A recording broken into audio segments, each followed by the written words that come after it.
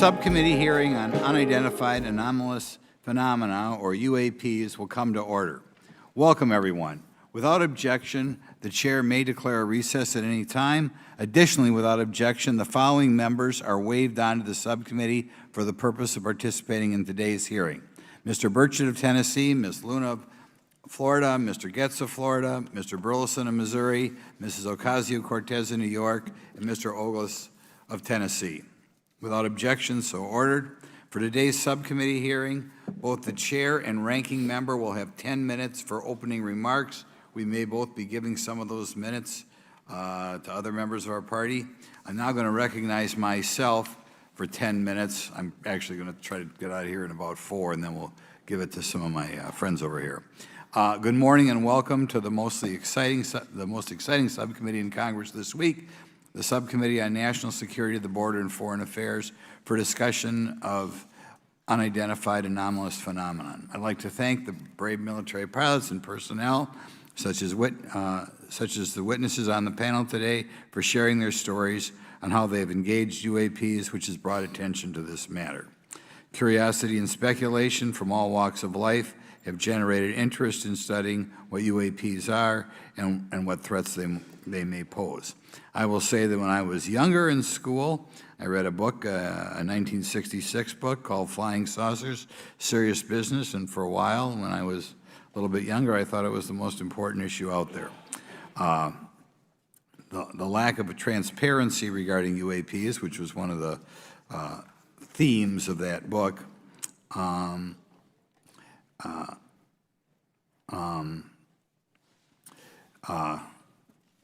in any event, it's led to interest in studying what UAPs are and what threats they pose. The lack of transparency regarding UAPs has fueled wild speculation and debate for decades, eroding public trust in the very institutions that are meant to serve and protect them, as is evidenced by the large number of people we have here. I also want to point out in 1966, President Gerald Ford claimed to have seen a UFO, and in 1969 in Georgia, Jimmy Carter claimed to have seen a UFO. So this has led Congress to establish entities to examine UAPs. The National Defense Authorization Act of 2022 established the All-Domain Anomaly Resolution Office, or AARO, to conduct or to coordinate efforts across the Department of Defense and other federal agencies to detect, identify, and investigate UAPs. However, AARO's budget remains classified, prohibiting meaningful oversight from Congress. In addition to AARO's efforts, NASA is leading an independent study on UAPs that will identify how UAP data is gathered from both civilian and government entities that can be analyzed to shed light on the topic. However, despite these offices being established, there lies a pressing demand for government transparency and accountability that cannot be overlooked, and that's been a problem that's been around for 50 years. The Biden administration handling of the Chinese spy balloon that violated U.S. airspace is one example how the government is not prepared for these. The Biden administration's description of events has shown that the government continues not to be forthright. Between the Chinese balloon being shot down and 2 UAPs subsequently shot down following the event earlier this year, the U.S. government spent $1.5 million in taxpayer dollars on missiles, yet we have seen little clarity from the Biden administration.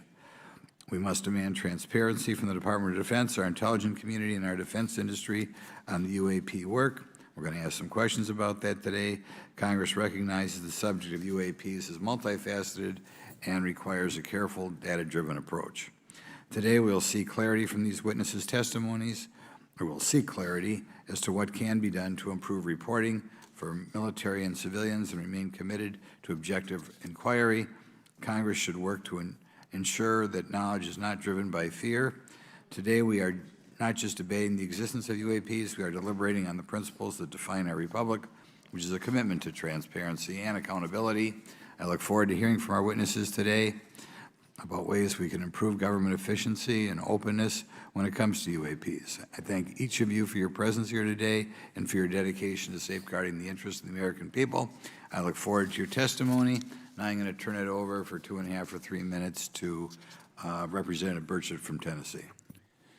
Thank you, Mr. Chairman. Thank you all for being here. I want to thank everybody for making this happen today. And I want to remind everybody this is a nonpartisan issue. This has nothing to do with party politics. I think the cover-up goes a lot deeper than that.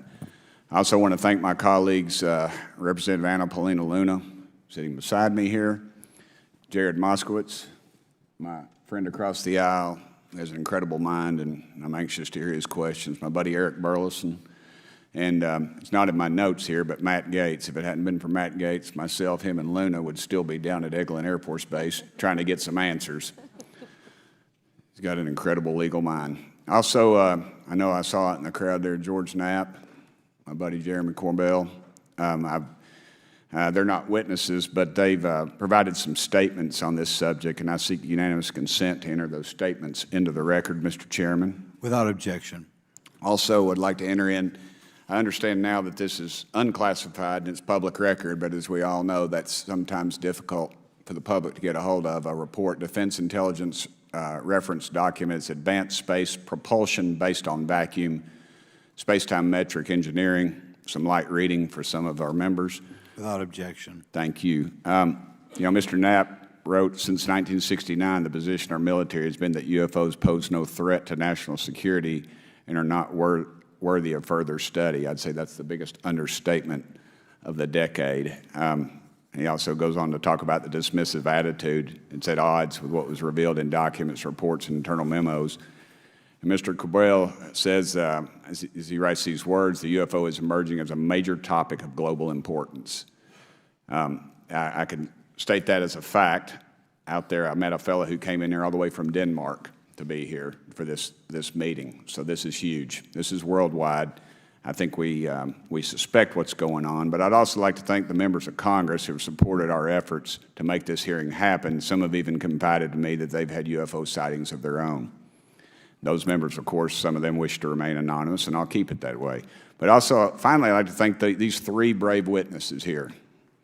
They took an oath. They took an oath to uphold the Constitution of the United States, and dadgummit, they're doing it. And we owe them a debt of gratitude.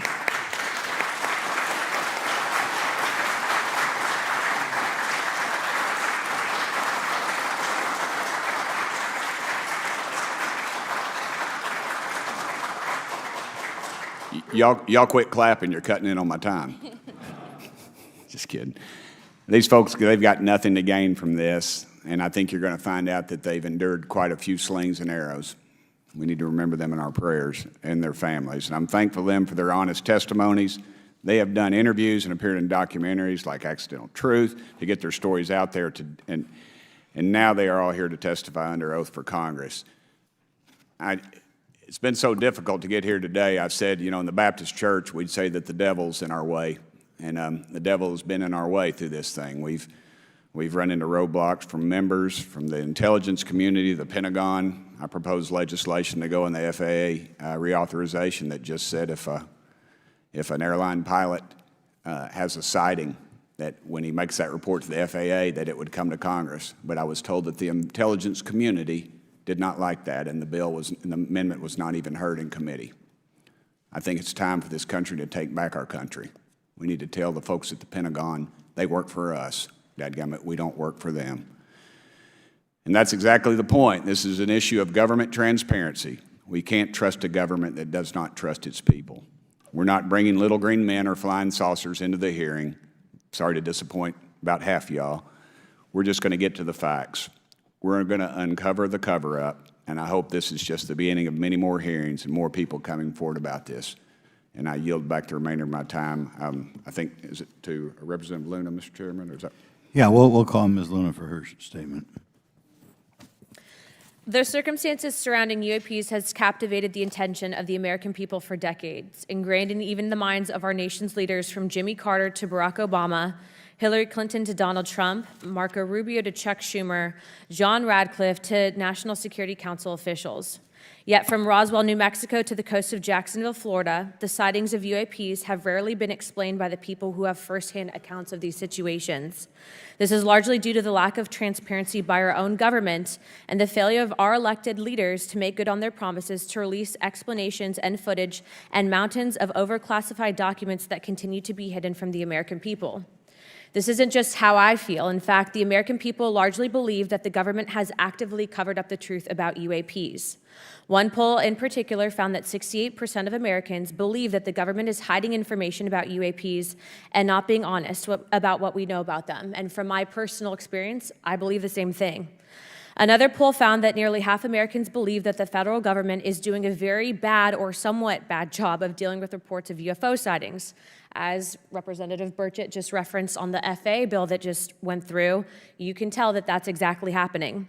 Considering the thousands of testimonies and videos taken on people's phones and eyewitnesses' accounts made by credible witnesses such as doctors, pilots, scientists, and active duty service members, it is unacceptable to continue to gaslight Americans into thinking that this is not happening or that the potential of intelligent life forms exists other than humans. Even more alarming is the fact that these eyewitnesses are many times service members and have no assurance that their lives will not be negatively impacted or even harmed by their experiences. In being an active duty service member working on an airfield, I've had conversations with many pilots where they were in fear of coming forward for retribution and or being taken off flight status. How do we know this? Because the government has said nothing to assure us otherwise. They have also did nothing to calm the concerns of over 20% of Americans who have reported to have seen UFOs or UAPs. We are simply told not to question the government and that the government has it under control. Today is the first hearing of its kind where we will attempt to get down to the bottom of what is actually happening with UAPs. But we will hear from people who have had personal sightings rather than Pentagon bureaucrats who have always been sent to stonewall our investigations. Just so that the press knows and the people know, we were even denied access to a classified briefing in a SCIF prior to this hearing due to the amount of hoops that we had to jump through to grant temporary clearance to witness Grush, who has knowledge of classified information. It is time to have an open-minded discussion on this topic, to hear the evidence and understand the magnitude of what this means, not just for our nation, but for humanity. Thank you, Chairman. I yield back the rest of my time. Thank you very much, and I'd like to thank you and Mr. Burchett for bringing this topic to my attention. Now we'll recognize National Security Subcommittee Ranking Member Garcia for 10 minutes. Well, thank you, Mr. Chairman, and I want to thank first our witnesses for joining us today. I want to begin by thanking you all for your service to our country and for sharing your voices today and your courage to be here as well. To Mr. Graves, particularly grateful to you to spend some time that we had for you to share with candor some of your experiences, so I appreciate that as well. I do want to thank all the members of our subcommittee today and also those that are here and have waved on for their incredible interest in this issue, particularly to Congressman Burchett. I know that your leadership has brought us to this place today, and I want to thank you for that, as well as everyone else that's been engaged in this work. I also want to thank the oversight staff, who I know has been working very hard to ensure that today's hearing is serious, that it's transparent, and that it also provides appropriate answers, as our oversight body always demands. Now, it's really important that we're here in a bipartisan way to have this conversation, which really, to the heart of it, is about national security and key to the subcommittee's core purpose. This is the subcommittee on national security of the Oversight Committee. Now, our witnesses will testify today that UAPs have posed a serious safety threat, and we must understand this. More broadly, we're dealing with real questions that get to the heart of our faith in government. Faith in our institutions, as we all know, is at an all-time low.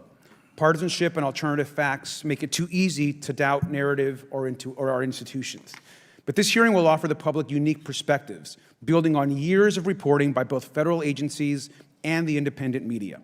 Now, some of the earliest reporting on this issue was a groundbreaking 2017 New York Times report, which revealed research, as we know now, on unidentified anomalous phenomena, or as many call UFOs, by the Defense Intelligence Agency.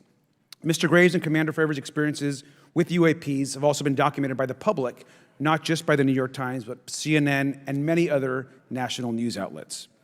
Now, the Office of the Director of National Intelligence has published public reports documenting UAPs, and on June 9, 2022, NASA announced that the agency is commissioning a study to, of course, examine unidentified anomalous phenomena.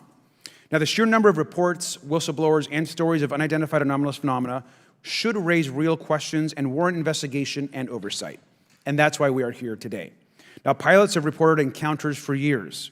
Now, because of the stigma around reporting these incidents, we still don't have a complete picture of actually what's going on, particularly as our witnesses will testify on the civilian side, and that is a real problem that we have today in the country.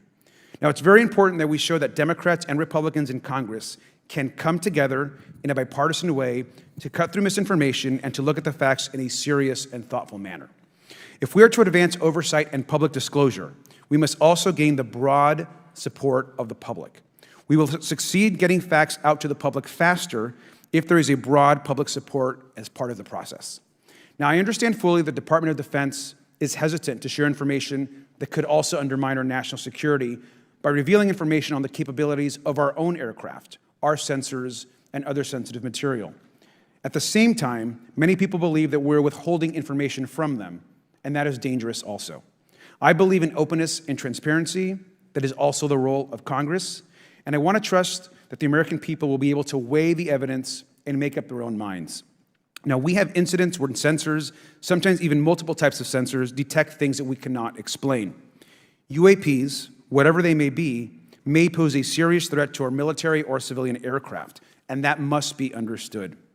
Now, my career and training as a longtime and career educator and teacher and researcher tell me that we should never rule anything out. We know that our space, of course, is vast and undiscovered. I also want to note that Mr. Sean Kirkpatrick, director of the All-Domain Anomaly Resolution Office, the component of the DoD office that investigates UAP data, has testified before the Senate this year that his unit has found no evidence of extraterrestrial activity. NASA has also stated that they don't have evidence of extraterrestrial life either, and we've heard this, of course, from some of our government agencies. And we should remind viewers and witnesses, which I think is really important, that we also cannot share classified information in public settings. But questions, of course, remain that people want to see data and information for themselves. The enormous interest in the hearing today underscores the importance of a fair and open look at the evidence from witnesses who can share their unique perspectives. Now, I know I certainly have a lot of questions, and I know that all the members of our committee do as well. We should come to this hearing with an open mind, and we should not let our existing ideas restrict us on either side. I hear over and over from many agencies the stigma around reporting and investigating UAPs prevents us from getting real answers. We know that whistleblowers have reported harassment, intimidation, or stigma as well, and this is not acceptable. If people can't report incidents which would have national security or safety implications, then that also has serious consequences for us. As ranking member of this subcommittee, I know my job would be completely impossible if whistleblowers or others feel intimidated to come before this committee. We can't be afraid of asking questions, and we can't be afraid of the truth. I'm proud to say that this hearing builds upon bipartisan work by members of the House and Senate dating many years back, which has sought to increase awareness within the Department of Defense and to mandate more of Congress of UAPs. We know the Senate is taking up an amendment to their defense authorization bill, which will create a commission with broad declassification authority, and we should all agree that that is an important step. Members of both parties and senior officials in multiple administrations have taken an interest in this issue, and we're proud to carry and build that confidence in the American people. This hearing will also not be the end of this discussion, but a new chapter and start to years and years of work that many folks, both in the public and within government, have been working on. We should encourage more reporting, not less, on UAPs. The more we understand, the safer we will be. We will hear testimony from witnesses today with a long record of service to the American people and with subject matter expertise. Our witnesses have a unique opportunity to share their perspective, insights, and their experiences with the American people. And I encourage all of my colleagues to engage with these difficult questions with an open mind and to follow the facts on behalf of our country. I also just want to say more broadly that we should look at this hearing and believe that everything is on the table as it relates to UAPs. I think an open mind is absolutely the best. I want to yield the 2.5 minutes, the remainder of my time, to the representative from Florida, Representative Moskowitz, for an opening statement. He also has been very much engaged in this issue, and I want to thank him for his leadership. Congressman. Thank you, Ranking Member Garcia. Thank you, Mr. Chairman. I want to thank Tim Burchett and Anna Paulina Luna for their leadership in pushing this hearing forward. I want to thank, obviously, committee staff and their staff working on this on a bipartisan basis because many Americans are deeply interested in this issue, and it shouldn't take the potential of non-human origin to bring us together. Additionally, I want to thank the witnesses for coming forward to share your perspectives, your thoughts, and the sightings of UAPs.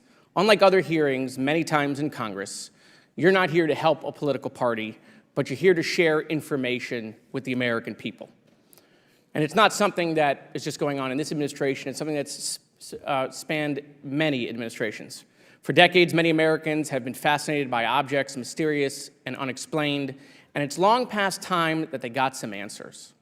The American public has a right to learn about technologies of unknown origins, non-human intelligence, and unexplainable phenomena. Those are not the words of a UFO Twitter account.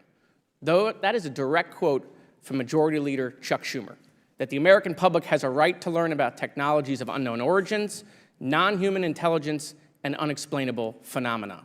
In an interview with Fox News, recent former Director of National Intelligence John Radcliffe confirmed the U.S. government is aware a lot more sightings of UAPs, and that they have not made that information public. I quote, "There are a lot more sightings that have not been made public," Radcliffe said to Fox News.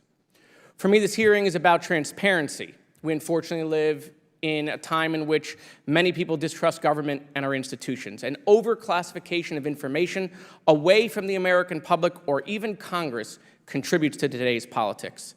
The American people have regular questions. What are UAPs? How come the media doesn't report more on them? Are they foreign adversaries? Are they U.S. technology? Are they something else? They ask themselves, how come when a Russian jet shoots flares at one of our drones, we have perfect pictures and videos to show the American people and the world, but when it comes to UAPs, nothing? Of course, we must always protect our national security to maintain our superiority, like when stealth helicopters were only rumored to exist, but were used in the Osama bin Laden raid in 2011. But we can't allow that to be used as a shield to keep the American people completely in the dark from basic truths. The American people deserve to hear more about special access programs. Congress has a right to know if there's any unsanctioned weapons development.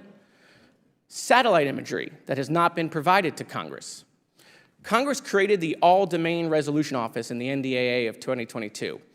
In its initial analysis, there are 171 uncharacterized UAP reports, and this is the words from the report, that appear to have demonstrated unusual flight characteristics or performance capabilities.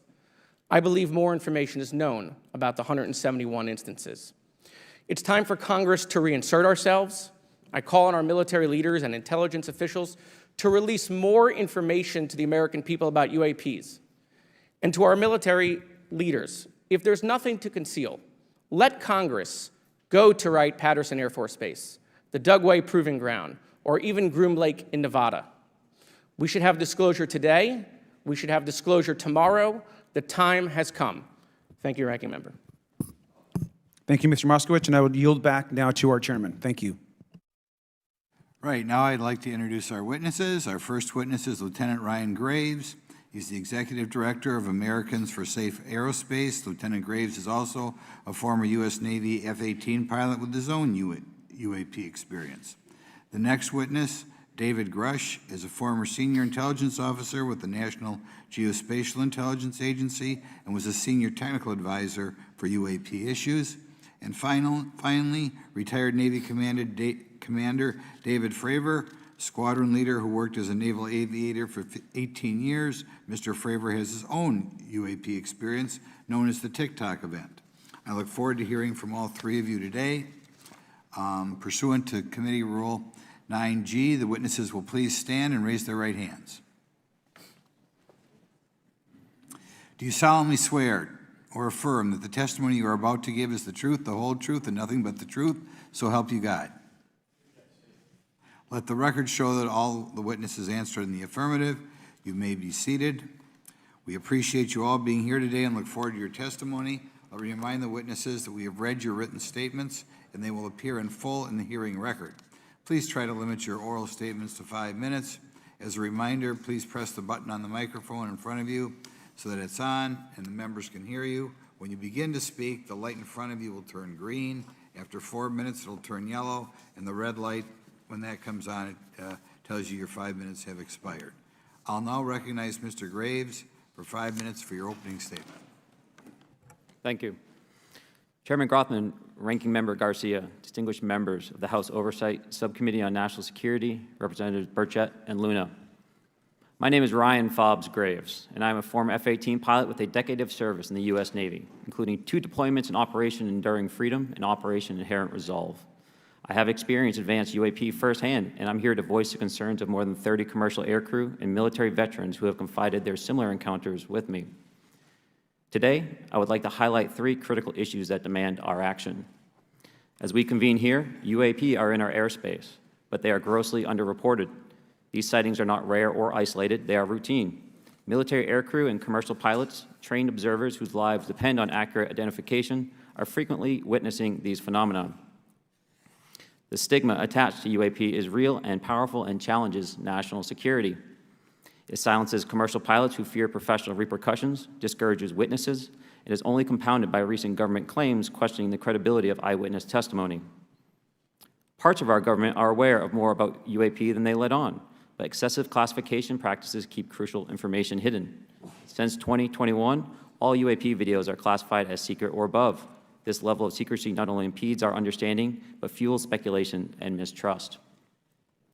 In 2014, I was an F-18 Foxtrot pilot in the Navy Fighter Attack Squadron 11, the Red Rippers, and I was stationed at NAS Oceana in Virginia Beach. After upgrades were made to our jet's radar systems, we began detecting unknown objects operating in our airspace. At first, we assumed they were radar errors, but soon we began to correlate the radar tracks with multiple onboard sensors, including infrared systems, eventually through visual ID. During a training mission in Warning Area Whiskey 72, 10 miles off the coast of Virginia Beach, 2 F-18 Super Hornets were split by a UAP. The object, described as a dark gray or a black cube inside of a clear sphere, came within 50 feet of the lead aircraft and was estimated to be 5 to 15 feet in diameter. The mission commander terminated the flight immediately and returned to base. Our squadron submitted a safety report, but there was no official acknowledgement of the incident and no further mechanism to report the sightings. Soon, these encounters became so frequent that aircrew would discuss the risk of UAP as part of their regular pre-flight briefs. Recognizing the need for action and answers, I founded Americans for Safe Aerospace. The organization has since become a haven for UAP witnesses who were previously unspoken due to the absence of a safe intake process. More than 30 witnesses have come forward, and almost 5,000 Americans have joined us in the fight for transparency at safeaerospace.org. The majority of witnesses are commercial pilots at major airlines. Often, they are veterans with decades of flying experience. Pilots are reporting UAP at altitudes that appear above them at 40,000 feet, potentially in low Earth orbit or in the gray zone below the Kármán line, making inexplainable maneuvers like right-hand turns and retrograde orbits or J-hooks. Sometimes these reports are reoccurring, with numerous recent sightings north of Hawaii and in the North Atlantic. Other veterans are also coming forward to us regarding UAP encounters in our airspace and oceans. The most compelling involve observations of UAP by multiple witnesses and sensor systems. I believe these accounts are only scratching the surface, and more will share their experiences once it is safe to do so. In closing, I recognize the skepticism surrounding this topic. If everyone could see the sensor and video data I witnessed, our national conversation would change. I urge us to put aside stigma and address the security and safety issue this topic represents. If UAP are foreign drones, it is an urgent national security problem. If it is something else, it is an issue for science. In either case, unidentified objects are concerned for flight safety. The American people deserve to know what is happening in our skies. It is long overdue. Thank you. Mr. Grush?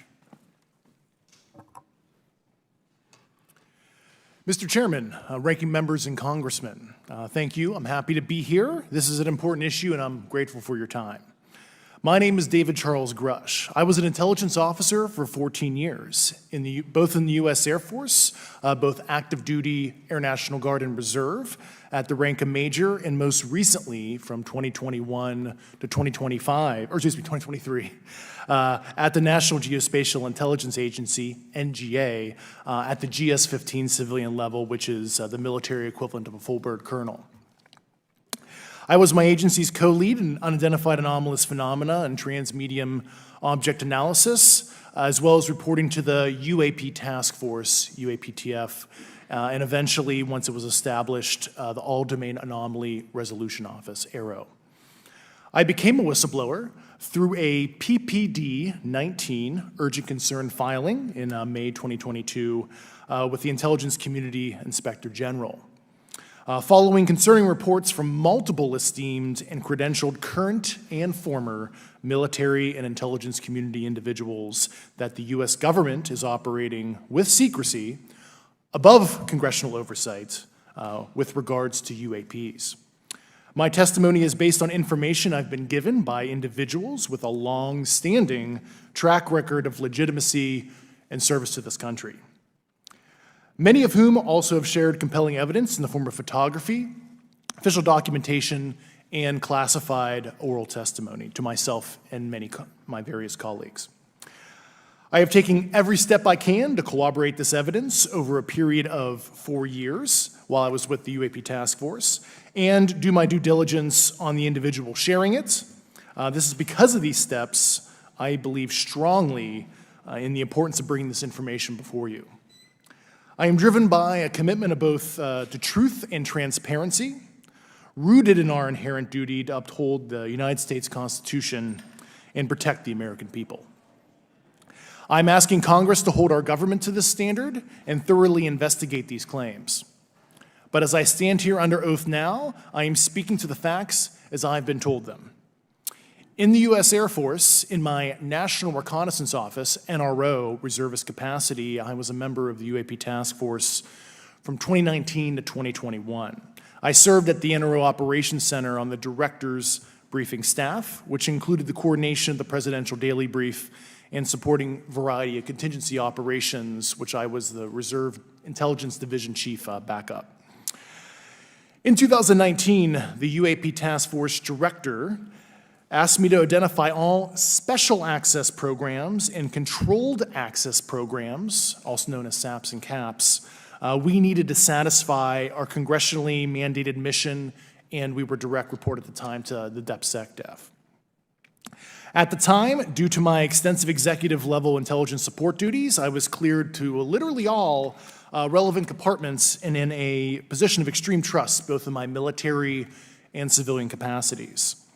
I was informed in the course of my official duties of a multi-decade UAP crash retrieval and reverse engineering program, to which I was denied access to those additional read-ons when I requested it.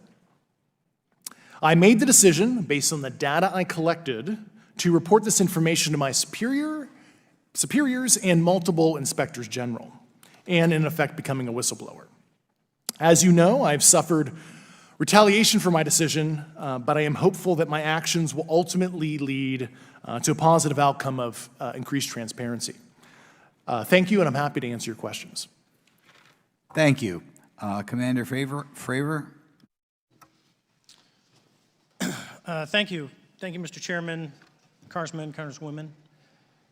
I want to first thank you for the invitation to speak to the committee on the UAP topic that has been in the news for the past 6 years and seems to be continuing to gain momentum.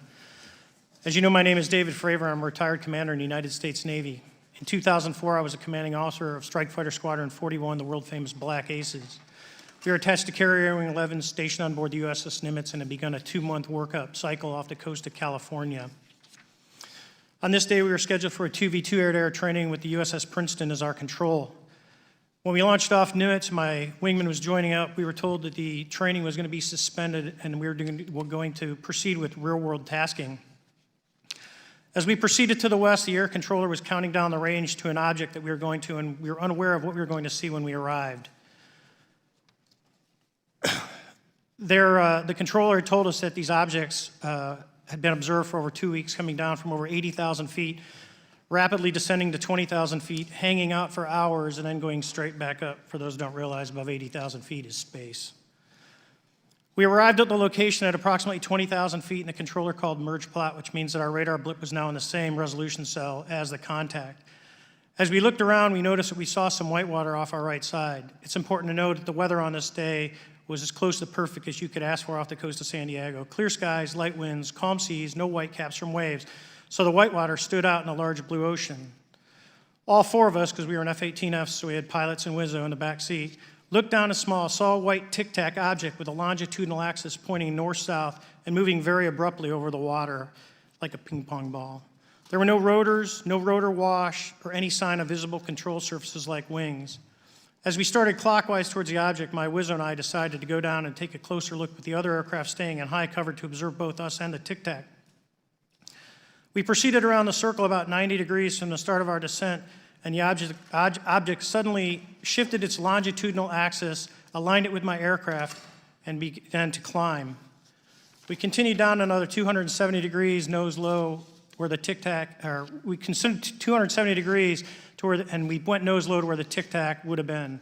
Our altitude at this point was about 15,000 feet, and the tic-tac was about 12,000. As we pulled nose onto the object, within about a half mile of it, it rapidly accelerated in front of us and disappeared. Our wingmen, roughly 8,000 feet above us, lost contact also. We immediately turned back to see where the white water was at, and it was gone also. So as we started to turn back towards the east, the controller came up and said, "Sir, you're not going to believe this, but that thing is at your cap point, roughly 60 miles away in less than a minute. You can calculate the speed." We returned to Nimitz. We were taking off our gear. We were talking to one of my crews that was getting ready to launch. We mentioned it to them, and they went out and luckily got the video that you see, that 90-second video. What you don't see is the radar tape that was never released, and we don't know where it's at, of the active jamming that the object put on an APG-73 radar, and I can get into modes later if you're interested. What is shocking to us is that the incident was never investigated. None of my crew were ever questioned. Tapes were never taken, and after a couple days, it turned into a great story with friends. It wasn't until 2009 until Jay Stratton had contacted me to investigate. Unbeknownst to all, he was part of the ATIP program in the Pentagon led by Lou Elizondo. And there was an official report that came out that's now on the internet. Years later, I was contacted by the other pilot, Alex Dietrich, and asked if I'd been contacted, and I said no, but I'm willing to talk. I was contacted by Mr. Elizondo, and we talked for a short period of time, and he said we'd be in contact. A few weeks after that, I was made aware that Lou had left the Pentagon in protest and joined forces with Tom DeLonge, Chris Mellon, Steve Justice, and others to form Two Stars Academy, an organization that pressed the issue with leading industry experts and U.S. government officials. They worked with Leslie Kean, who is present today, Ralph Blumenthal, and Helene Cooper to publish the articles in the New York Times 2017 New York Times, and it removed the stigma on the topic of UFOs, which is why we're here today. Those articles open the door for the government and public that cannot be closed. It has led to an interest from our elected officials who are not focused on little green men, but figuring out where these craft are, where they're from, the technology they possess, how do they operate. It also led to the Whistleblower Protection Act and the NDAA. There are multiple witnesses coming forward to say that have firsthand knowledge, and Mr. Grush just covered that. What concerns me is that there's no oversight from our elected officials on anything associated with our government processing or working on craft. Believe it not from this world. This issue is not a full public disclosure that can undermine national security, but it is about ensuring that our system of checks and balances works across all work done in the government using taxpayer funds. Relative to government programs, even unacknowledged WAVE programs have some level of oversight by the appropriate committee members in the House and Senate, and this work that is said to be occurring from whistleblower testimonies should not be exempt. In closing, I would like to say that the tic-tac object we engaged in 2004 was far superior to anything that we had on time, have today, or are looking to develop in the next 10 years. If we in fact have programs that possess this technology, it needs to have oversight from those people that the citizens of this great country elected in office to represent what is best for the United States and best for the citizens. I thank you for your time. Thank you very much. Thank you very much. I know it's very difficult for all of you, all you've done in the past to try to illuminate this issue. Call on myself first for some questions. I'm going to start with Mr. Graves.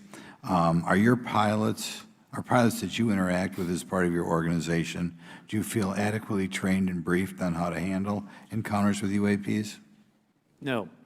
Right now, military witnesses to UAP have limited options for reporting UAP, but more concerning is that commercial aviation sector has not adapted to the lessons that the military has implemented.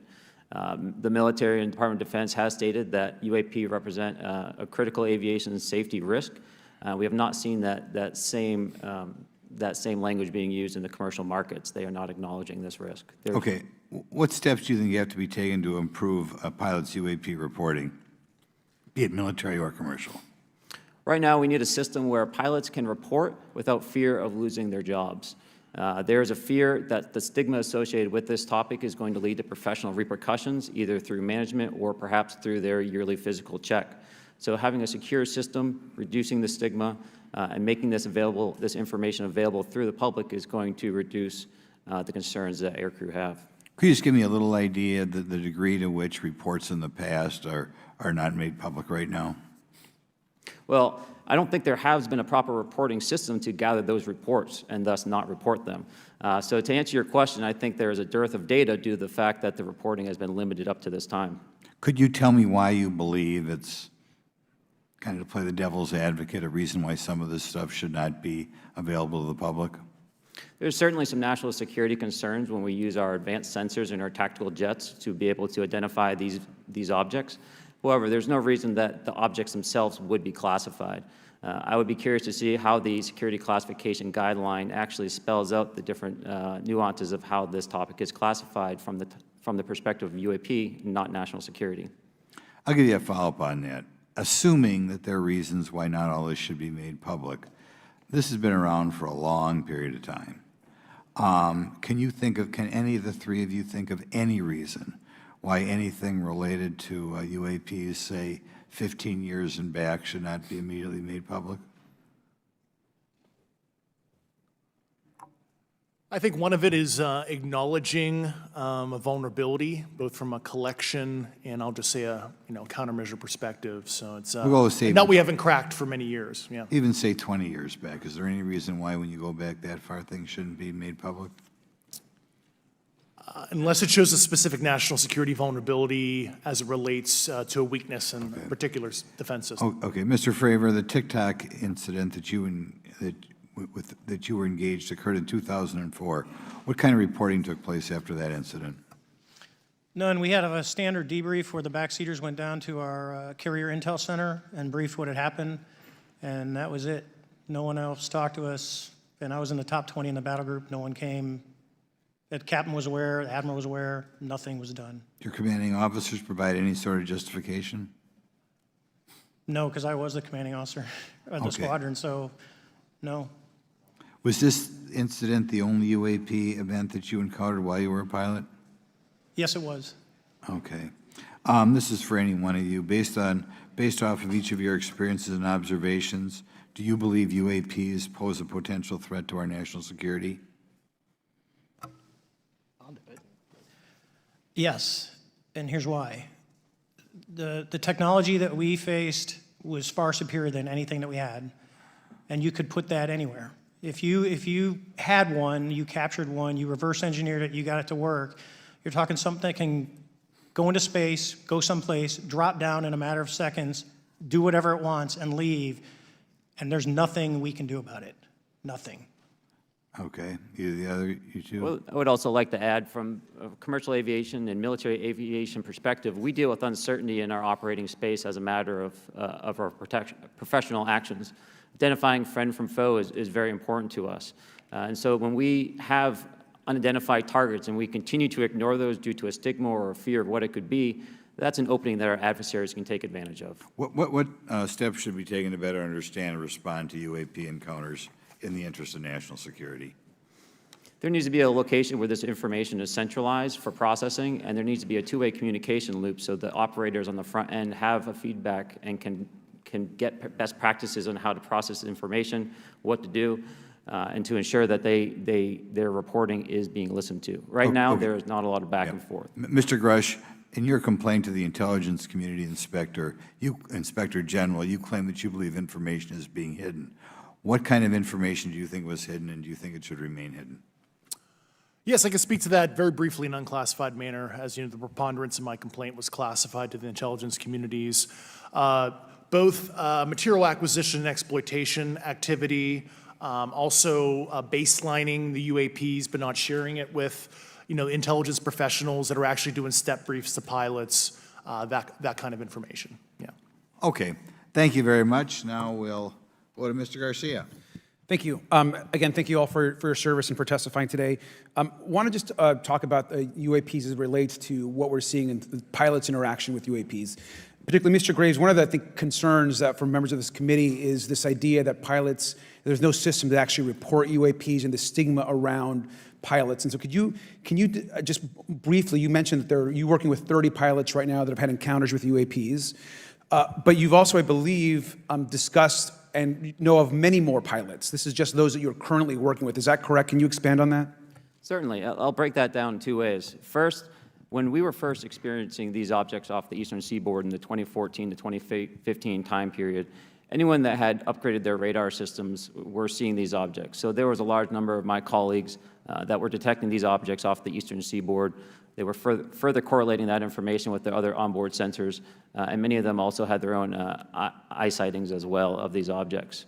Now, that was our personal first-hand experience at the time. Since then, as I've engaged this topic, others have reached out to me to share their experiences, both on the military side as well as the commercial aviation side. On the military aviation side, veterans that have recently got out have shared their stories and have expressed how the objects we were seeing in 2014, 2015 continued all the way to 2019, 2020, and beyond. And so it became a generational issue for naval aviators on the eastern seaboard. This was something we were briefing to new students. This is something that was included in the notice to airmen to ensure that there was no accidents. And now with commercial aviators, they are reaching out because they're having somewhat similar experiences as our military brothers and sisters, but they do not have any reporting system that they can send us to. And let me just add, both to Mr. Fravor as well as Mr. Graves, not having this system for reporting, would you both agree that it's harmful to not just our national security interests, but to understand this phenomenon of what's happening with UAPs?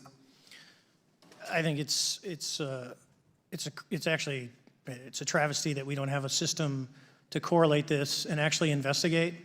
You know, so if you took the East Coast, you know, there's coastal radars out there that monitor our air defense identification zone, so out to 200 miles.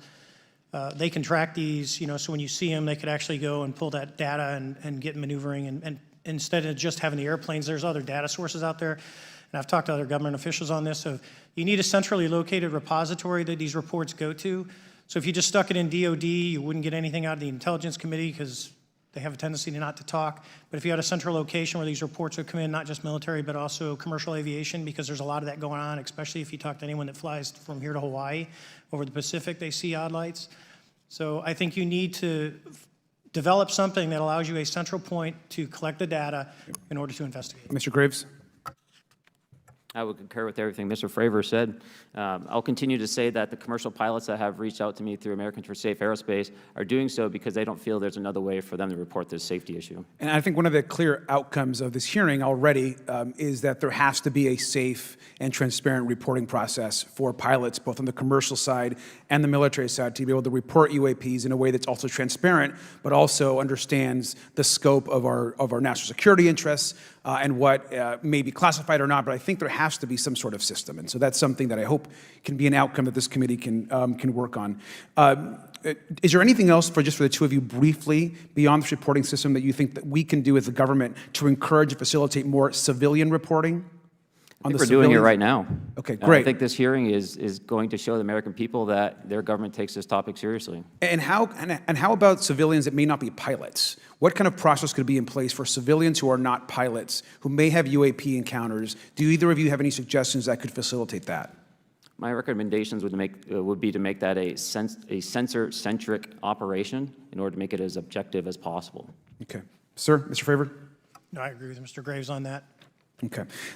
Just briefly, I also just want to note, particularly for the two pilots, and I have a question for Mr. Grush. One of the things that I found fascinating in our discussion, Mr. Graves, last night as well, is that you both described UAPs and formations and the way they are observed in space or in our air, and the way that they move is essentially ways in which current technology or aircraft that we know of are unable to actually function or move. And so will you just, for the public record, again, once again, briefly, just either describe or note that aircraft that are being witnessed, particularly by the 30 folks that you're working with, are essentially outside the scope of anything that we know of today and the technology we have today. Mr. Graves, Mr. Fravor? Yes, the objects that are being seen by commercial pilots are performing maneuvers that are unexplainable due to our current understanding of our technology and our capabilities as a country, and that applies for the military as well. Mr. Fravor? Yeah, I concur with that. We have nothing that can stop in midair and go the other direction, nor do we have anything that can, like in our situation, come down from space, hang out for 3 hours, and go back up. Thank you. My last question, and sometimes I know that you have also said some of these answers in the past, but we're trying to get them on the public record as well, which is really important. Mr. Grush, finally, do you believe that our government is in possession of UAPs? Absolutely, based on interviewing over 40 witnesses over 4 years. And where? I know the exact locations, and those locations were provided to the Inspector General and some of which to the intelligence committees. I actually had the people with the firsthand knowledge provide a protected disclosure to the Inspector General. Thank you. And Mr. Chairman, I would just say that I think that these questions are important questions, and I look forward to being involved in the process to get those answered. I know there'll be a lot of questions from other committee members, so I yield back.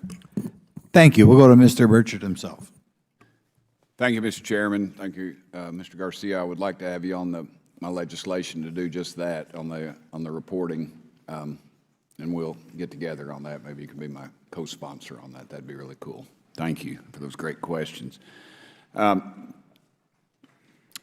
Mr. Graves, again, I'd like to know, how do you know that these were not our aircraft? Some of the behaviors that we saw in a working area, we would see these objects being at 0.0 Mach, that's 0 airspeed, over certain pieces of the ground. So what that means, just like a river, if you throw a bobber in, it's going to float downstream. These objects were staying completely stationary in Category 4 hurricane winds. These same objects would then accelerate to supersonic speeds, 1.1, 1.2 Mach, and they would do so in very erratic and quick behaviors that I don't have an explanation for. Okay. Have you spoken to commercial and military pilots that have seen these off of our East Coast? I have. Okay.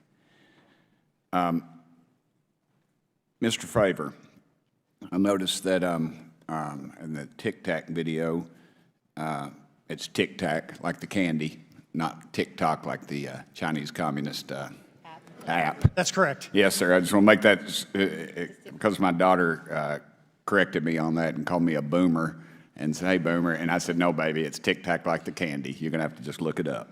And but now I would also like to say today is a day of many firsts. It's a miracle that we're having this meeting, and it's also a miracle that my wife has put up with me for 9 years today. Today is my anniversary, so I want to tell my wife happy anniversary and that I love her very much.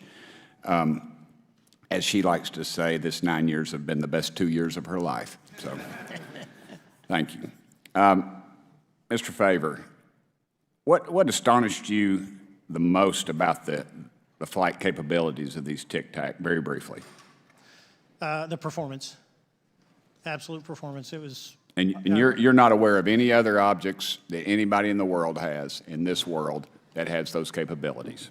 No, I think it's far beyond actually our material science that we currently possess. Are you aware of any other reconnaissance platforms that have tracked or recorded the Tic Tac's maneuvers, maybe the NORAD system or any of the others? I am not. Okay. Mr. Grush, thank you for being here, brother. Thank you all very much. Have you faced any retaliation or reprisals for any of your testimony or anything on these lines? Yeah, I have to be careful what I say in detail because there is an open whistleblower reprisal investigation on my behalf, and I don't want to compromise that investigation by providing anything that may help provide somebody information. But it was very brutal and very unfortunate, some of the tactics they used to hurt me both professionally and personally, to be quite frank. Yeah. It's very unfortunate, as they say, when you're over the target, that's when they do the most firing at you. Do you have any personal knowledge of people who have been harmed or injured in efforts to cover up or conceal these extraterrestrial technology? Yes. Personally.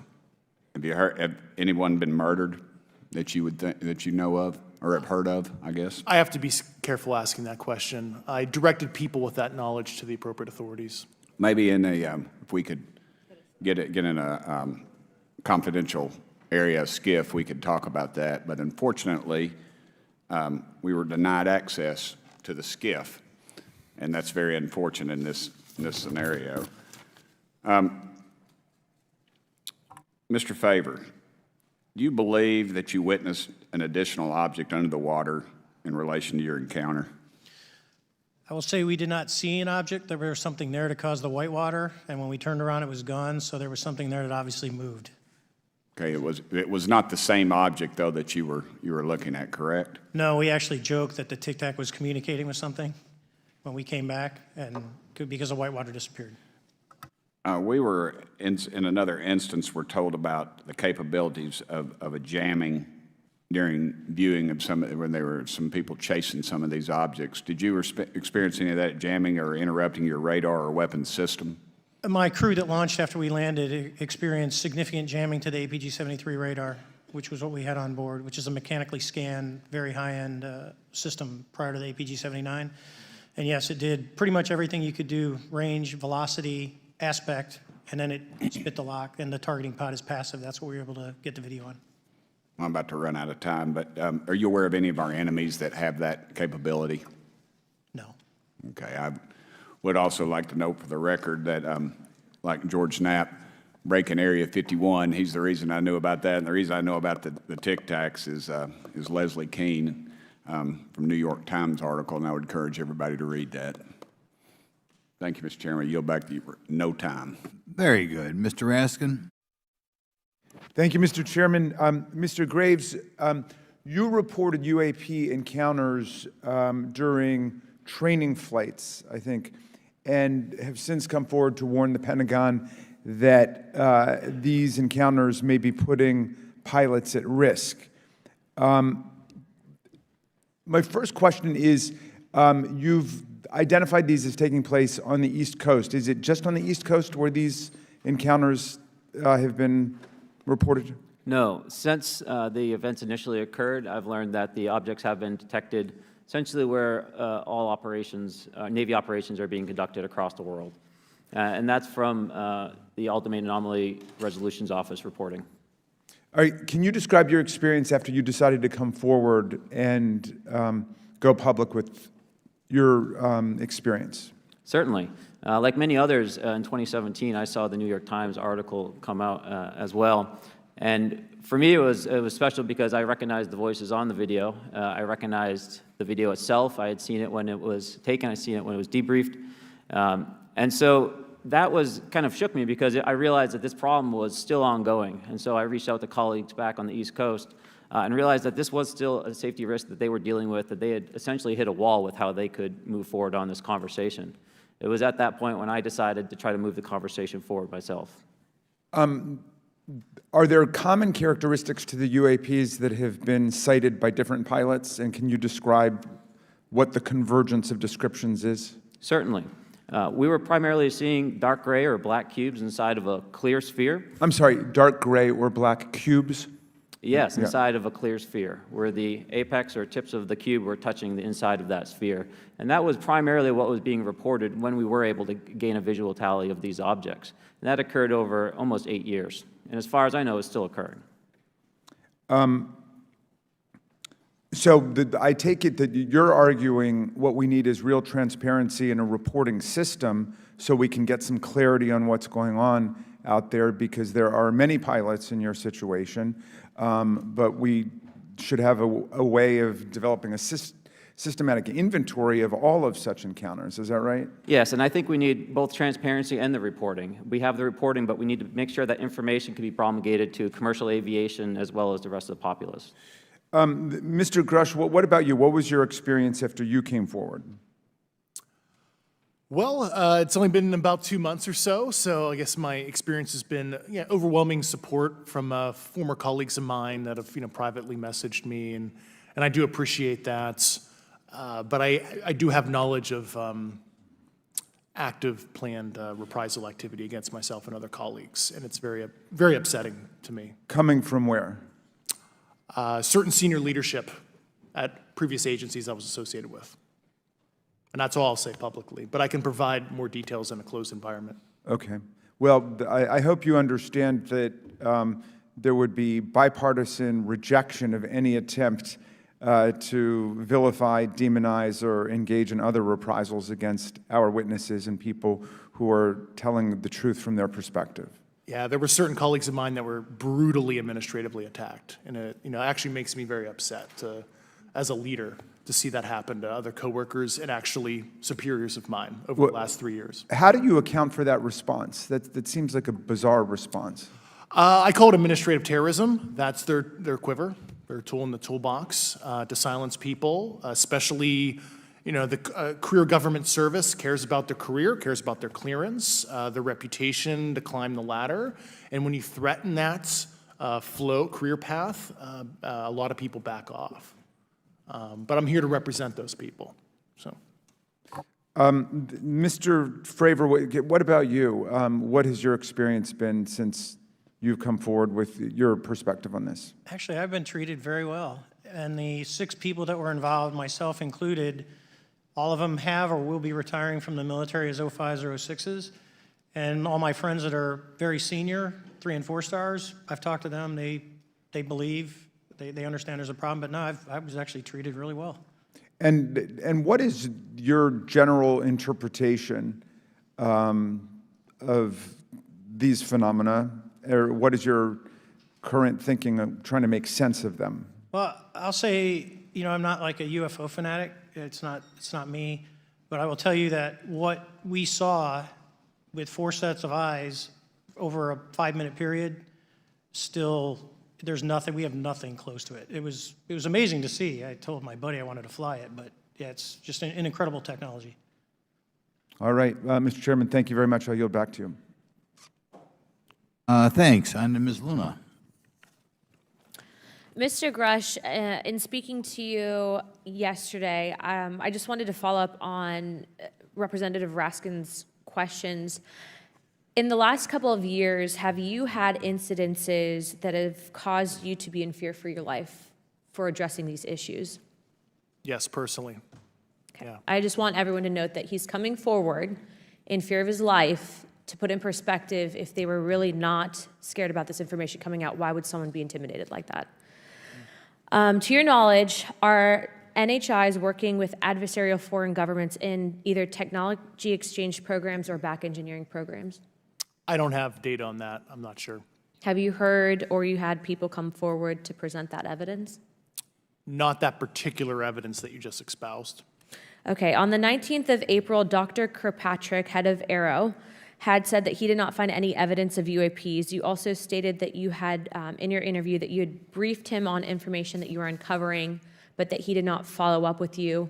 Were the items that you divulged to him pertinent to national security? Yes, him and I had a classified conversation in April 2022 before he took over AARO in July 2022, and I provided him some concerns I had. Do you know why he might not have followed up with you? Unfortunately, I cannot read his mind. I wish he did. I was happy to give sage counsel to him on where to look when he took the helm of AARO. Okay, and then my last question for you before I move to Mr. Graves is you received prior approval from the Defense Department to speak on certain issues, correct? Correct, through DOPSR, DoD Pre-Publication and Security Review, and I just want to remind the public, they're just looking from a security perspective. These are my own personal views and opinions, not the department's. Okay, I'm asking that though mainly because I think that there are many people that would like to discredit you, so it does bring a certain amount of credibility to your testimony. I'm required by law to do that as a former intelligence officer, or I go to jail for revealing classified information. Yeah, we don't want you to go to jail. My next question would actually be for Mr. Graves. Can you please explain to me in detail the event that occurred at Vandenberg Air Force Base? Certainly. In the 2003 timeframe, a large group of Boeing contractors were operating near one of the launch facilities at Vandenberg Air Force Base when they observed a very large 100-yard sided red square approach the base from the ocean and hover at low altitude over one of the launch facilities.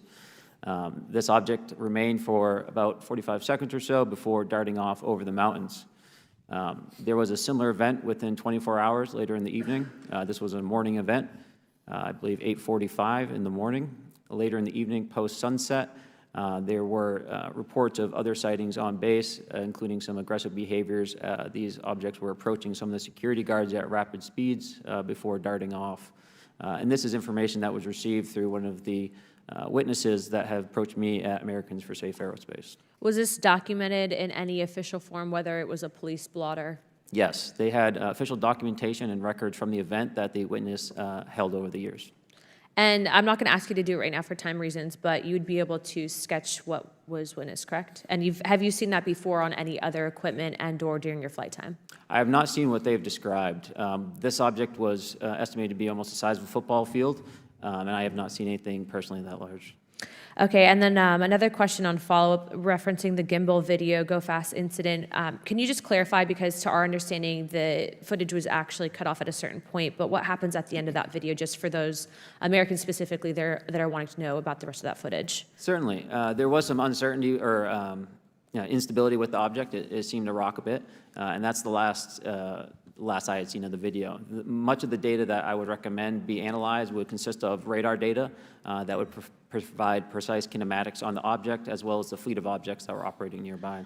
Okay, and follow-up, in regards to the reporting procedures that Mr. Garcia had addressed on, as well as Representative Burchett, with the FAA, to your understanding, pilots that are seeing this, commercial airline pilots, are they receiving cease and desist letters from corporations for coming forward with information in regards to safety for potential airline passengers? I have been made privy to conversations with commercial aviators who have received cease and desist orders. So the American public should know that corporations are putting their own reputations on the not the line, but ahead of the safety of the American people. And I think, would you agree with that statement? It appears so. Okay.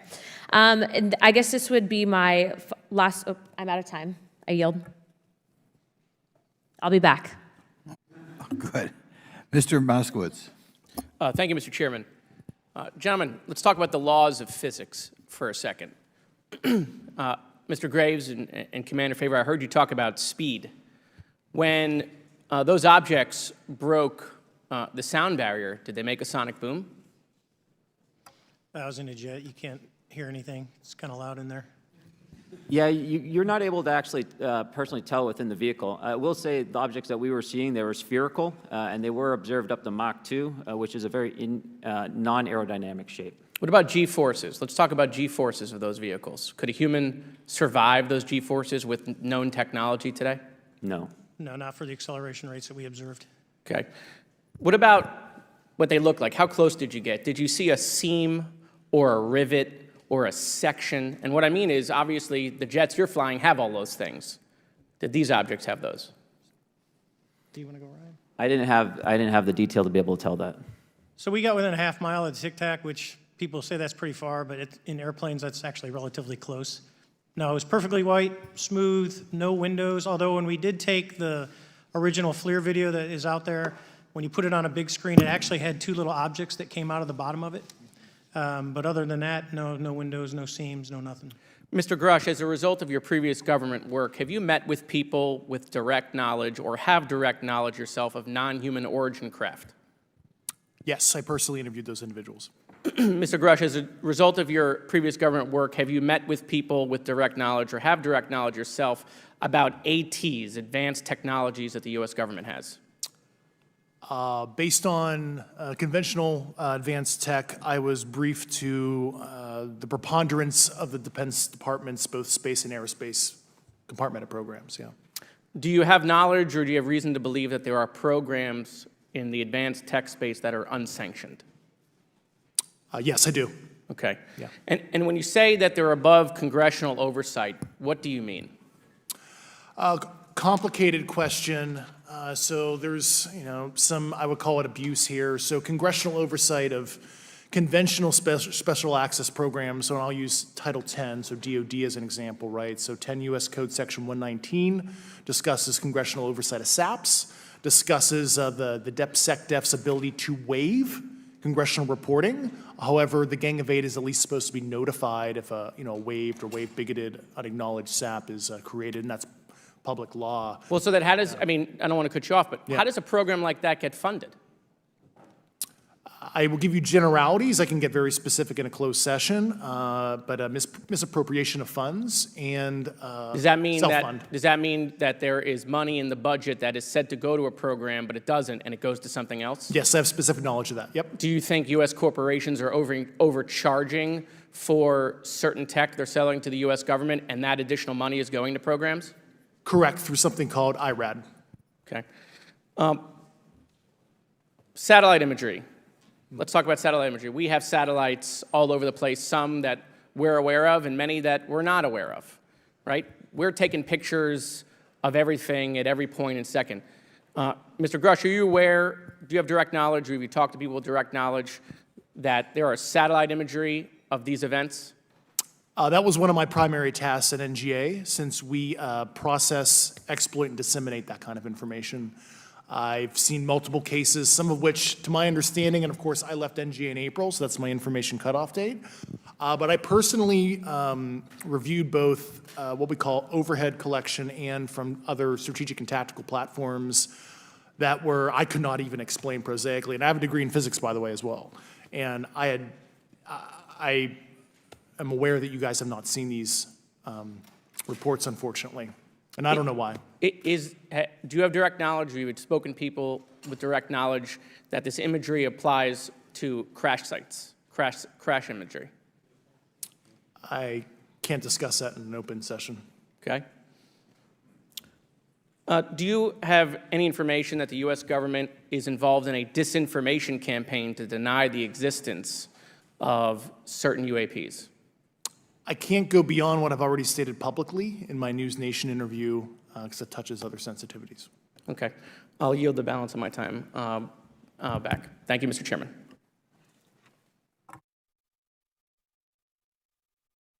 Ms. Fox? Thank you, Mr. Chairman, and I thank our witnesses for being here today. Mr. Garouche, in your sworn testimony, you state that the United States government has retrieved supposedly extraterrestrial spacecraft and other UAP-related artifacts. You go so far as to state that the U.S. is in possession of, quote, non-human spacecraft, end quote, and that some of these artifacts have circulated with defense contractors. Several other former military and intelligence officials have come forward with similar allegations, albeit in non-public settings. However, Dr. Sean Kirkpatrick, the director of AARO, previously testified before Congress that there has been, and I quote, no credible evidence thus far of extraterrestrial activity or of, quote, off-world technology brought to the attention of the office. To your knowledge, is that statement correct? It's not accurate. I believe Dr. Kirkpatrick mentioned he had about 30 individuals that have come to AARO thus far.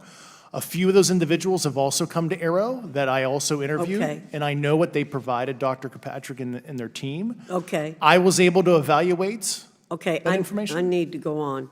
Sure. But my understanding that his statement is accurate, came from a direct quote. And this contradiction is a perfect example of why we need to inject transparency into our government.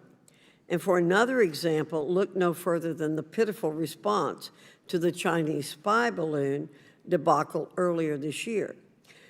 You may remember the mass confusion that ensued when the balloon was first spotted over Montana, 4 days after it first entered U.S. airspace over Alaska. The Biden administration's initial inability to address the object grew into a continuous series of embarrassments. After news of the balloon reached the mainstream media, we were assured that the balloon posed no threat to our security. However, after the balloon was allowed to transit the entire continental United States, fighter jets were scrambled off the coast of South Carolina to shoot it down. This flip-flopping and obfuscation caused needless confusion, fear, and panic across the country. It's my hope, Mr. Chairman, that this sort of confusion will not be repeated. We should investigate the extent to which elements of our government possess or do not possess information that is of critical value to the American people. We owe it to the citizens of this nation to make sure that our government is transparent and accountable. We must make sure that our government provides answers, and Congress must do its duty to solicit those answers. With that, Mr. Chairman, I yield back. Yeah, Mr. Frost. Thank you, Mr. Chairman. In 2022, NASA announced that it was commissioning an independent study team to examine UAPs. The NASA team is comprised of scientists across different fields, as well as former astronauts and pilots. In May, the independent study team held its first public meeting, which included the perspectives from NASA senior leaders, as well as perspectives from the Department of Defense and intelligence agencies. The NASA study team is also expected to release its first report pretty soon, and I think it's safe to say that we all eagerly await its results. Mr. Graves, how might NASA's research influence the commercial industry regarding safety in UAP? I think NASA has a big role to play as far as commercial aviation safety, and it's one of their original charges as an organization. One of the recommendations that have been put forward is to utilize their existing aviation safety reporting system to serve as a short-term fill and trusted platform for pilots that want to report on UAP. It also has built-in analytics capability and is funded by Congress. Gotcha. And also, Mr. Graves, are there any other industries that may be influenced by the NASA research on UAPs? And if so, how so? Well, I think there is a large swath of commercial capabilities that could be brought to bear on this topic, from space-based or ground-based sensor systems that are available open source or through commercial marketplaces. And I think NASA's work, as they work to identify and highlight specific parameters that can be found, we can take that information and promulgate this through the public sector so that we can have a more open conversation about what we're seeing. You know, in 2020, the Department of Defense released several videos of UAPs, including Mr. Freyer's experience, U.S. Navy pilots that recorded footage. In 2021, the Office of the Director of National Intelligence released a preliminary report on UAP events. NASA Administrator Bill Nelson stated that NASA would begin to investigate these events. In fact, I sit on Science, Space, and Technology Committee, and when we were doing a hearing with the NASA Administrator Bill Nelson, I asked, you know, why NASA needed to be fully funded, and there were many great reasons, but one of them was actually had to do with UAPs. He actually mentioned, you know, is there life out there? I don't know. And so either way, these actions ultimately led NASA to assemble the independent study team that I mentioned earlier. Also in 2021, Harvard University stood up the Galileo project to research and examine the origins of UAP. So it seems like both, you know, from NASA and in the higher education community, because of the work that y'all have done and people standing up, you know, I think we're seeing some of that stigma slowly going away. Mr. Freyer, do you believe that military pilots feeling empowered to share their UAP experiences has directly impacted the scientific community's research goals on this topic? I would say yes. I would say that, you know, starting in 2017, when it actually came out, it took that stigma away. I mean, I've talked to multiple senators who said prior to that, if you'd have mentioned UAP, you'd have been laughed off the hill. And now we're sitting here today for a public testimony on what's actually going on. You know, I'm hoping that this curve will be more of an exponential and we'll get more and more transparent to the level that we can. Yeah, and yeah, I mean, it's important. I couldn't imagine, you know, I'm not a pilot, but I used to fly gliders in Civil Air Patrol. Huh? Yeah, Pilot? I mean, you know. And so either way, I mean, I couldn't imagine, you know, being in the glider and seeing something, and then not feeling like I had the agency to talk about it. Mr. Graves, can you discuss the importance of seeking scientists to sit on your advisory board? Absolutely. I think ultimately this is going to be a scientific problem. And not only that, it's also an engineering problem. I've been working with the American Institute of Aeronautics and Astronautics to help them stand up a UAP integration committee to help integrate their engineering prowess into this problem. And so, yes, very much, I think this is an engineering and scientific problem as much as a national security problem. And how might Congress help to facilitate partnerships between the scientific community and the UAP focus groups within government?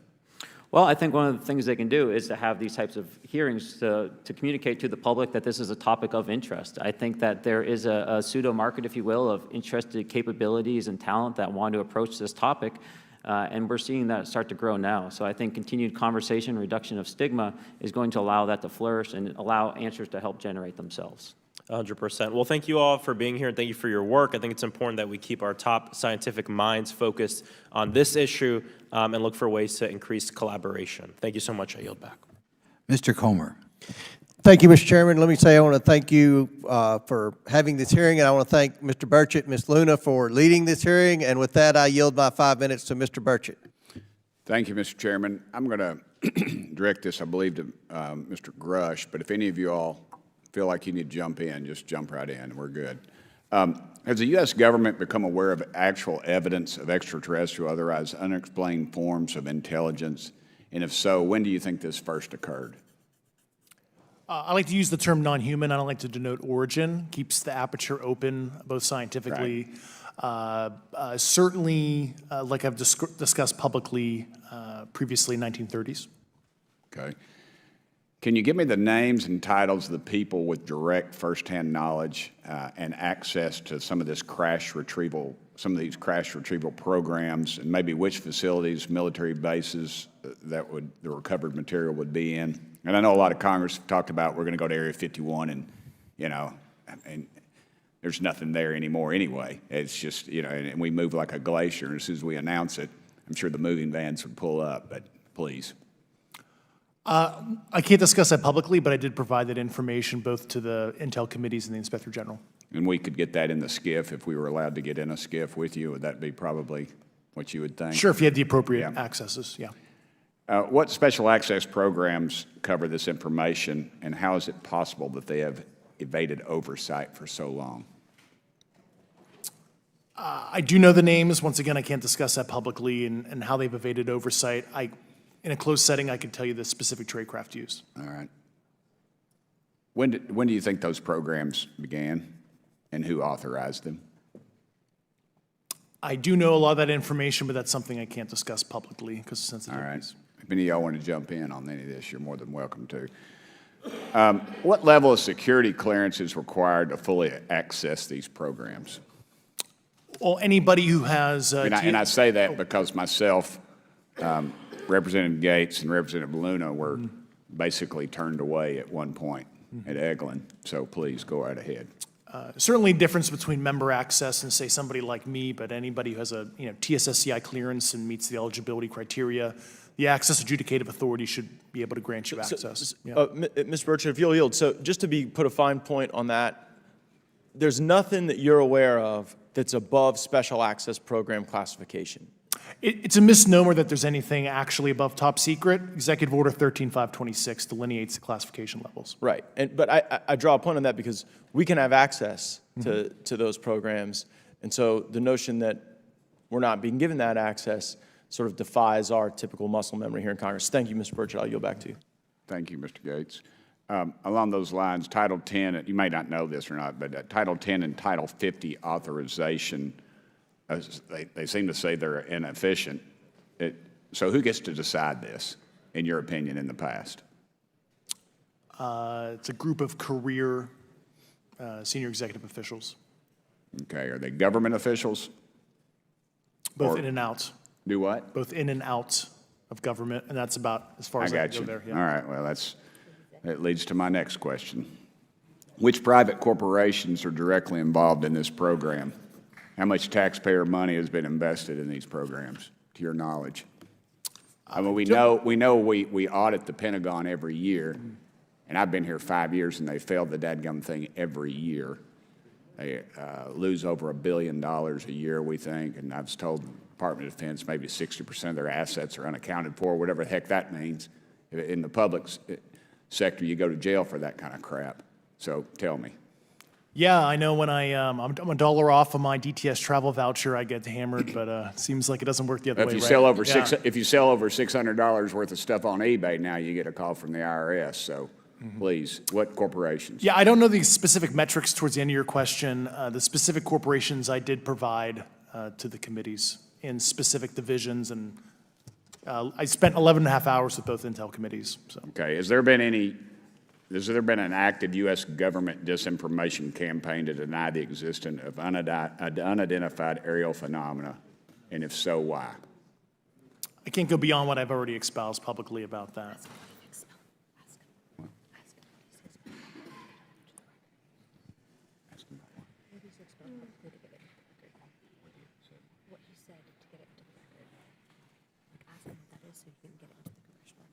Okay, I've been told to ask you what that what that is and how to get it in the record. What have you stated publicly in your interviews for the congressional record? If you reference my News Nation interview and I talk about a multi-decade, campaign to disenfranchise public interest, basically. Chairman, I've gone. Yeah. Thank I you. apologize, Mr. Chairman. I yield back negative 21 seconds. Thank you. Ms. Ocasio-Cortez? Thank you, Mr. Chairman, and thank you to our witnesses for coming here today. I do concur with the ranking member as well as several other members here on this committee that this is a committee for whistleblowers and for the protection of whistleblowers as well. So we understand what you're putting on the table here and what you're putting on the line here, and we thank you for that. Mr. Grush, you sat on the Unidentified Anomalous Phenomenon Task Force created in the 2020 NDAA, correct? Yes. There have been some things that have been mentioned here during this hearing that I wanted to pick up on.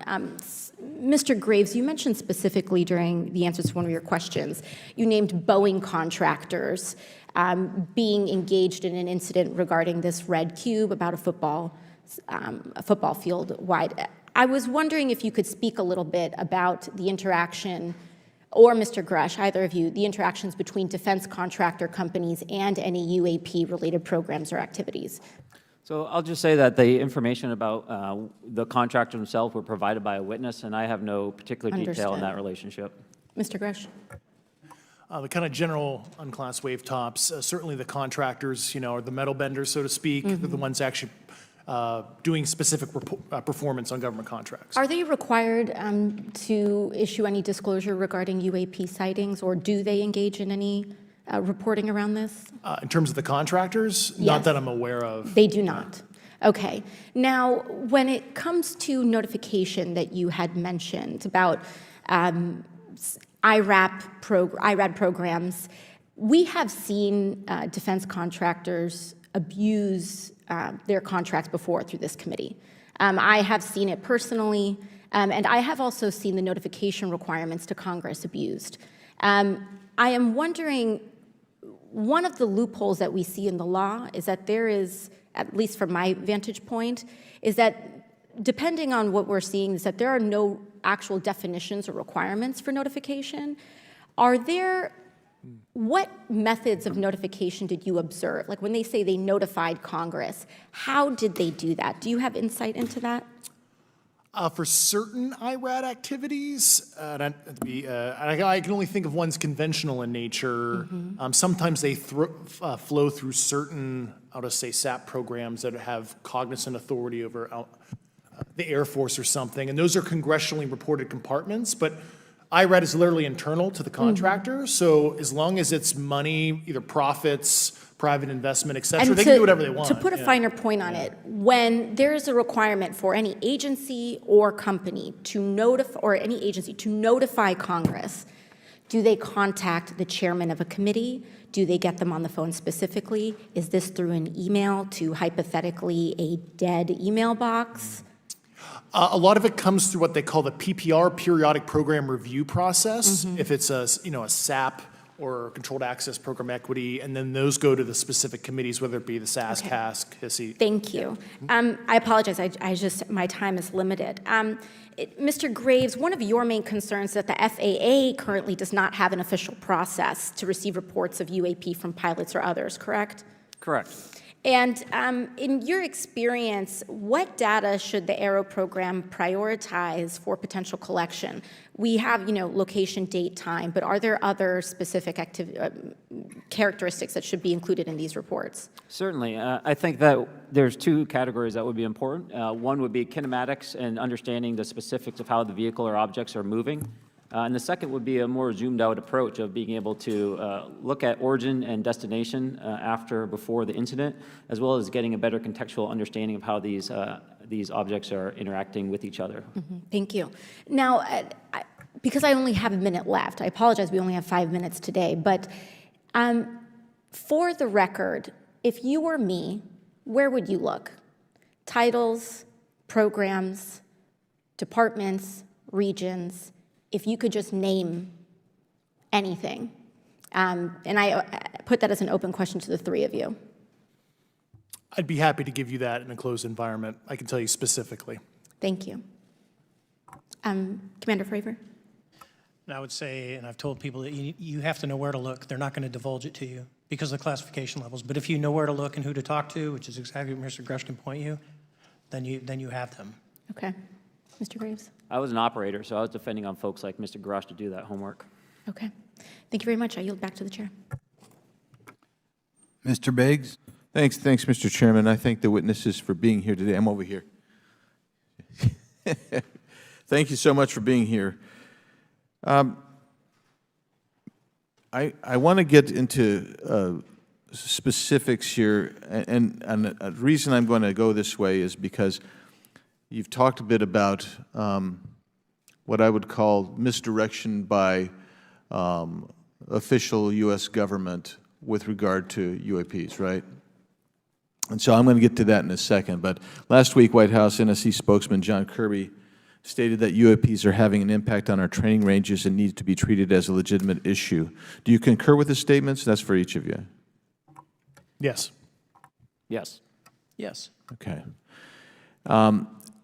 Now, having said that, I'm going to take you to specific instances around the Phoenix Valley, because that's where I live. And in '97, we had the famous Phoenix Light case. I don't know if any of you are familiar with that.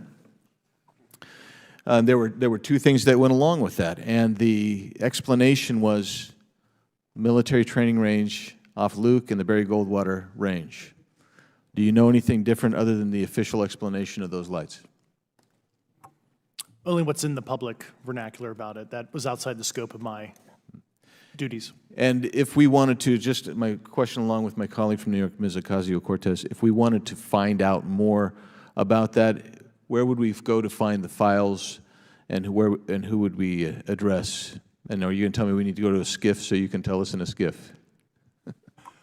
I could potentially give you a vector on that. That specific case, I'm familiar with it in terms of public, but I give you a vector in closed environment, yeah. That would be good, thank you. So if it's true that UAPs are having an impact on training ranges, and this administration considers it to be a legitimate issue, what steps can Congress take to address training range impacts? And I say that having two very large training ranges in my state.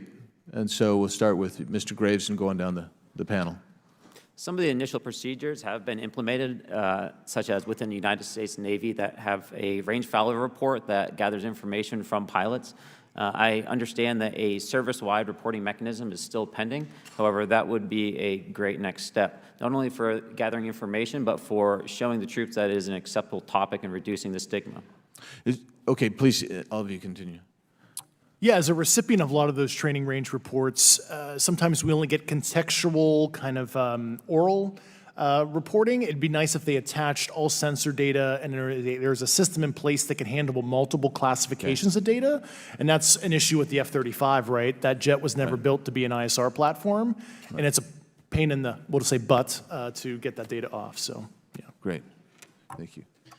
Yeah, I would agree with the previous two. Being a user of those training ranges, that the data has to be out there. You have to acknowledge that you're seeing them, and then you have to collect the data. Right now, you get the report, someone says, I saw something, but no one collects the radar data to back it up and do research. Okay. Do you believe that the 2019 classification guidelines for UAPs interferes with the federal government's ability to be transparent with the American people? And do you think we need to be more transparent with the American people? All of you, yeah. I'll say yes to that. Yeah, I'm familiar with at least the UAP Task Force 2019 Security Classification Guide. I think it's fair. I did actually help author that with the director. You got a bias that way then. But I will say, I'll call it a lazy attitude about declassifying videos. I mean, I've seen some of the videos of the recent shoot down, and I saw no reason that couldn't have been released as long as they mask some data. The American people deserve to see that imagery in full motion video. I would think, well, in my opinion, I will say things are overclassified. I know for a fact the video or the pictures that came out in the 2020 report that had the stuff off the East Coast, they were taken with an iPhone off the East Coast. A buddy of mine was one of the senior people there, and he said they were originally classified at TSSCI. And my question to him was, what's TSSCI about these? They're an iPhone Right. literally off the vacapes. That's not TSSCI. So they're overclassified, and as soon as they do that, they go in a vault, and then you all have to look for them. Yeah, so with the overclassification, that may be one way. Are there other ways that the DOD or intelligence agencies are keeping this information from the American people or even from Congress? I think part of that has been not encouraging reporting. If the problem is not something that can be measured, it's not something that's going to be fixed. Okay, very good. Well, I'm out of time, and I thank you, Mr. Chairman, and I yield back. First of all, without objection, Representative Nick Langworthy of New York has waived down the subcommittee for purpose of questioning witnesses at today's subcommittee hearing. And then we go to Mr. Burleson. Thank you, Mr. Chairman. Appreciate you guys coming out today, testifying. Look, I've been here for 6 months, and I'm pretty skeptical. I don't trust anything in this town. And so I think that's because I'm from Missouri. You've got to show me, right? With that being said, there's been a lot of things that have been said in the public, Mr. Grush, and so I want to get down to, if we can, some specifics, right? So at one point you had said that there has been harmful activity or aggressive activity. Has any of the activity been aggressive, been hostile in your reports? I know of multiple colleagues of mine that got physically injured. And the activity, and I got by UAPs or by people within the federal government? Both. Okay, so there has been activity by alien or non-human technology and or beings that has caused harm to humans. I can't get into the specifics in an open environment, but at least the activity that I personally witnessed, and I have to be very careful here, because they tell you never to acknowledge tradecraft, right? So what I personally witnessed, myself and my wife, was very disturbing. Okay. One of my constituents actually sent this next question, and I figured I'd ask it since I had the same thought. You've said that the U.S. has intact spacecraft.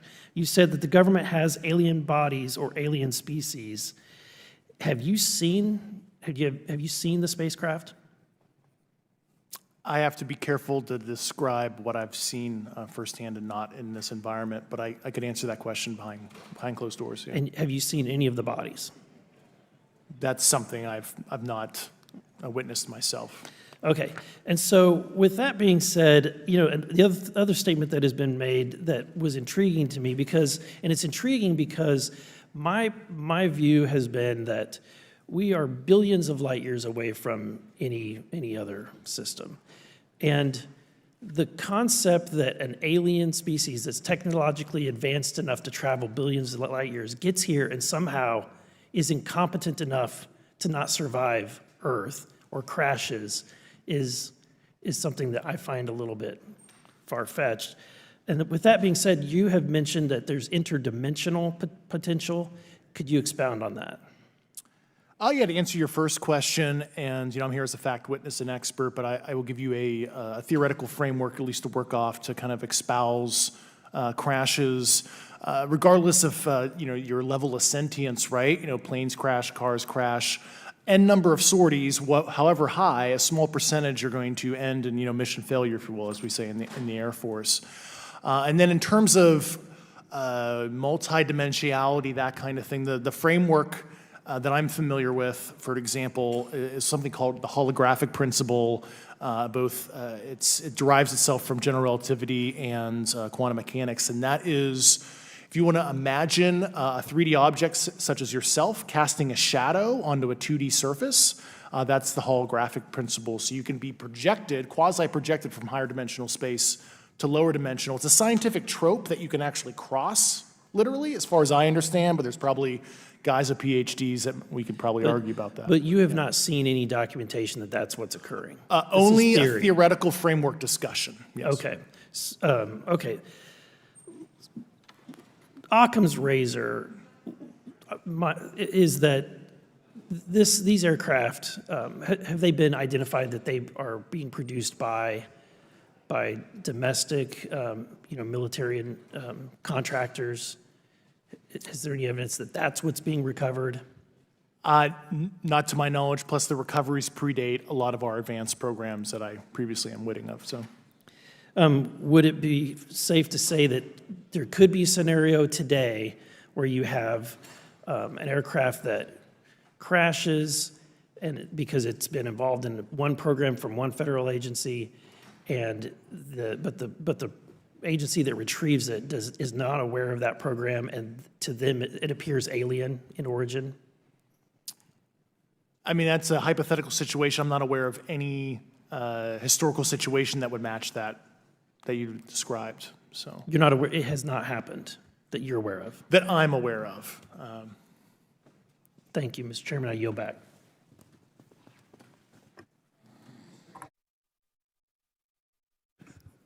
Several months ago, my office received a protected disclosure from Eglin Air Force Base indicating that there was a UAP incident that required my attention.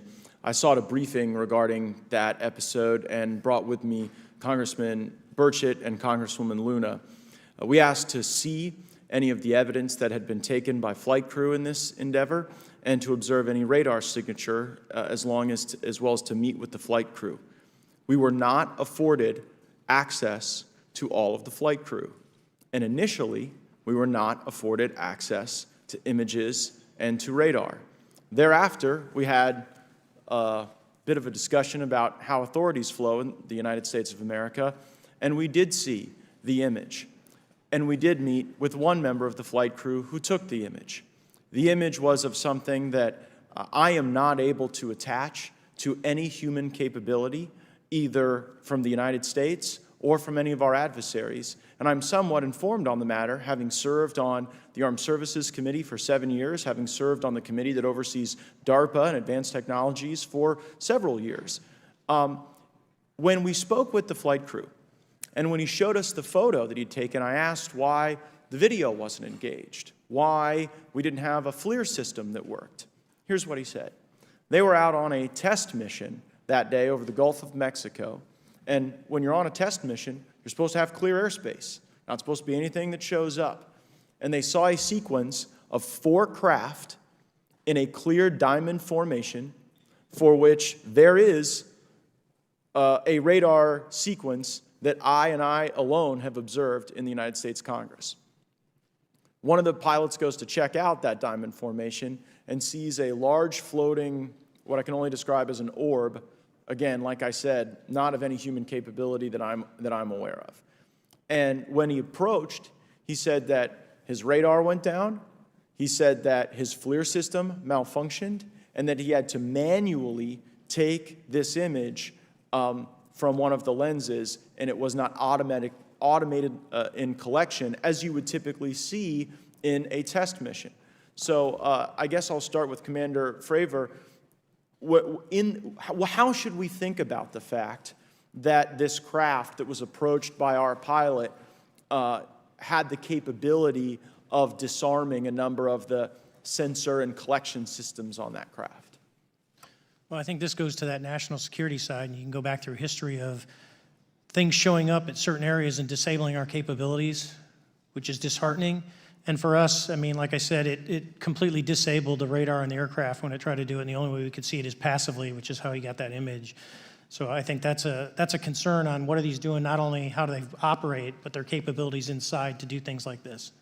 And how should we think about 4 craft moving in a very clear formation, equidistant from one another, in a diamond? In all of the phenomenon, perhaps, Mr. Grave, that you've analyzed, have we ever seen multiple craft in a single formation? I have one particular case, and that was during the gimbal incident. The recording on the AT FLIR system shows a single object that rotates.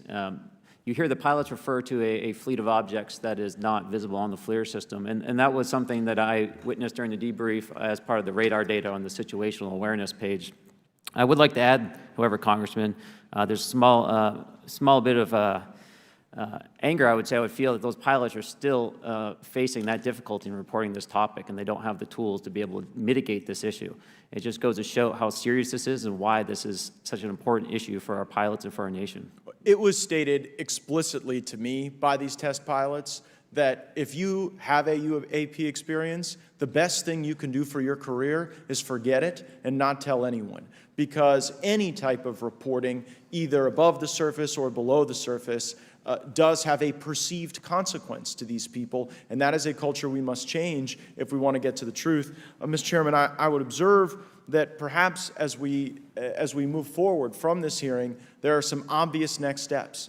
Every person watching this knows that we need to meet with Mr. Grush in a secure, compartmentalized facility so that we can get fulsome answers that do not put him in jeopardy and that give us the information we need. Second, I would suggest that the radar images that were collected of this formation of craft out of Eglin Air Force Base, and specifically the actual image taken by the actual flight crew that we can actually validate, be provided to the committee, subpoenaed if necessary, so that we're able to track how to get this type of reporting and analysis done in a more fulsome way. That would be my recommendation, humbly, as a guest here of the Fine Oversight Committee. I yield back. Ms. Mays? Thank you, Mr. Chairman, and good morning to our witnesses who are testifying today. I want to thank each of you for being here to discuss a topic of grave importance to our national security. Earlier this year, a Chinese spy balloon was shot down off the coast of my home state of South Carolina. Since the Roswell incident in 1947, many Americans have wondered about the dangers of unknown objects crisscrossing our skies. Whether these are UAPs or weather phenomena, advanced technology from American allied or enemy forces, or something more out of this world. So my first question, I have several questions, and if we can just be quick on these first two, I'm going to ask each of you the same question, and then I'll get to each of you individually. The first one, when you reported your experiences with a UAP, did any of you face any repercussions with your superiors, yes or no? No. No. I've actually never seen anything personally, believe it or not. So. All right. And then do you believe there's an active disinformation campaign within our government to deny existence of UAPs, yes or no? I don't have an answer to that. As previously stated publicly, yes. I think previously with like Project Blue Book, yes, but currently I don't speak for the United States government. Okay, thank you. I have a few questions for Mr. Graves. What percentage of UAP sightings, in your belief, go unreported by our pilots? This is an approximation based off of my personal experience speaking with a number of pilots, but I would estimate we're somewhere near 5% reporting, perhaps. So like 95% basically don't report seeing UAPs? That's just my personal estimate. In the incident off Virginia Beach, do you believe the Navy took the danger to your aircraft seriously after it was reported? Absolutely. A few questions for Mr. Favor. As an expert naval aviator, have you ever seen an object that looked and moved like the Tic Tac UAP? No. Did the Tic Tac UAP move in such a way that defied the laws of physics? The way we understand them, yes.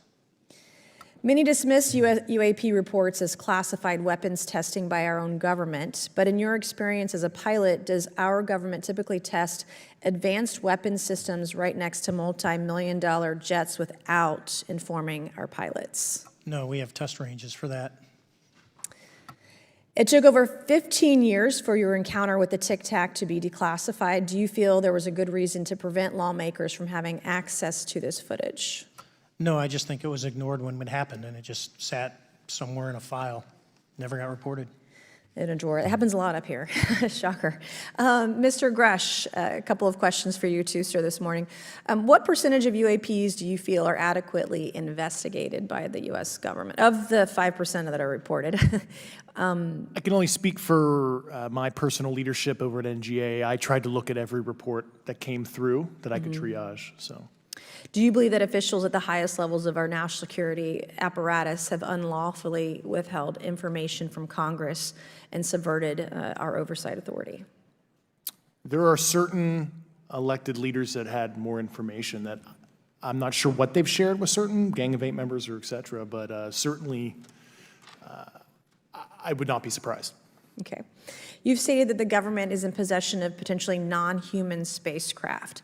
Based on your experience and extensive conversations with experts, do you believe our government has made contact with intelligent extraterrestrials? Something I can't discuss in public setting. Okay, I can't ask when you think this occurred. If you believe we have crashed craft, stated earlier, do we have the bodies of the pilots who piloted this craft?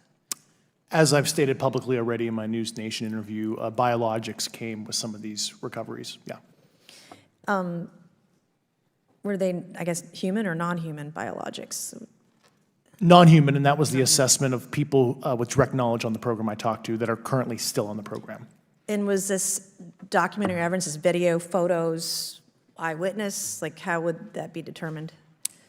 The specific documentation I would have to talk to you in a skiff about. Gotcha. Okay, so, and you may or may not be able to answer my last question, and maybe we get into a skiff at the next hearing that we have, but who in the government, either what agency, sub-agency, what contractors, who should be called into the next hearing about UAPs, either in a public setting or even in a private setting? And you probably can't name names, but what agencies or organizations, contractors, et cetera, do we need to call in to get these questions answered, whether it's about funding, what programs are happening, and what's out there? I can give you a specific cooperative and hostile witness list of specific individuals that were in those. And how soon can we get that list? I'm happy to provide that to you after the hearing. Super, thank you, and I yield back. Okay, now we have Mr. Langworthy. Is he here? Okay. Thank you very much. I'd like to thank all of the witnesses for being here today to discuss this very unique topic. And I'd like to jump right into my questions, if you don't mind. Commander Fravor, can you briefly describe your background? Yeah, I was an enlisted Marine, Naval Academy graduate, Navy, flew for 18 years, got a master's from University of Houston, and I've worked in the private sector for the last, 16 years, 17 years. I do a lot of defense work. So. Really gold-plated credentials. Commander Fravor, we have all seen the floating Tic Tac video that you engaged with on November 14th, 2004. Can you briefly talk about why you were off the coast of San Diego that day? Yeah, we were at a workup with all the battle groups, so we integrate the ships with the carrier, the air wing with the carrier, and we start working. So we were doing an air-to-air defense to hone not only our skills, but those of the USS Princeton when they had been tracking them for 2 weeks. The problem was that there was never manned aircraft airborne when they were tracking them, and this was the first day, and unfortunately, we were the ones airborne and went and saw it. Do you remember the weather that day? Was it cloudy or windy or anything out of the ordinary on the Pacific coast? It was actually, if you're familiar with San Diego, it was a perfect day, light winds, no whitecaps, clear skies, not a cloud. It was, for flying, it was the best. Now, is it true that you saw, in your words, a 40-foot flying Tic Tac-shaped object? That's correct. Or for some people that can't know what a Tic Tac is, it's a giant flying propane tank. Fair enough. Did this object come up on radar or interfere with your radar or the USS Princeton? The Princeton tracked it, the Nimitz tracked it, the E-2 tracked it. We never saw it on our radars. Our fire control radars never picked it up. The other airplane that took the video did get it on a radar. As soon as it tried to lock it, it jammed the radar, spit the lock, and he rapidly switched over to the targeting pod, which you can do in the F-18. From what you saw that day and what you've seen on video, did you see any source of propulsion from the flying object, including on any potential thermal scans from your aircraft? No, there's none. There's no IR plume coming out. And Chad, who took the video, went through all the EO, which is black and white TV, and the IR modes, and there's no visible signs of propulsion. It's just sitting in space at 20,000 feet. In your career, have you ever seen a propulsion system that creates no thermal exhaust? No. Can you describe how the aircraft maneuvered? Abruptly, very determinate. It knew exactly what it was doing. It was aware of our presence, and it had acceleration rates. I mean, it went from 0 to matching our speed in no time at all. Now, if the fastest plane on Earth was trying to do these maneuvers that you saw, would it be capable of doing that? No, not even close.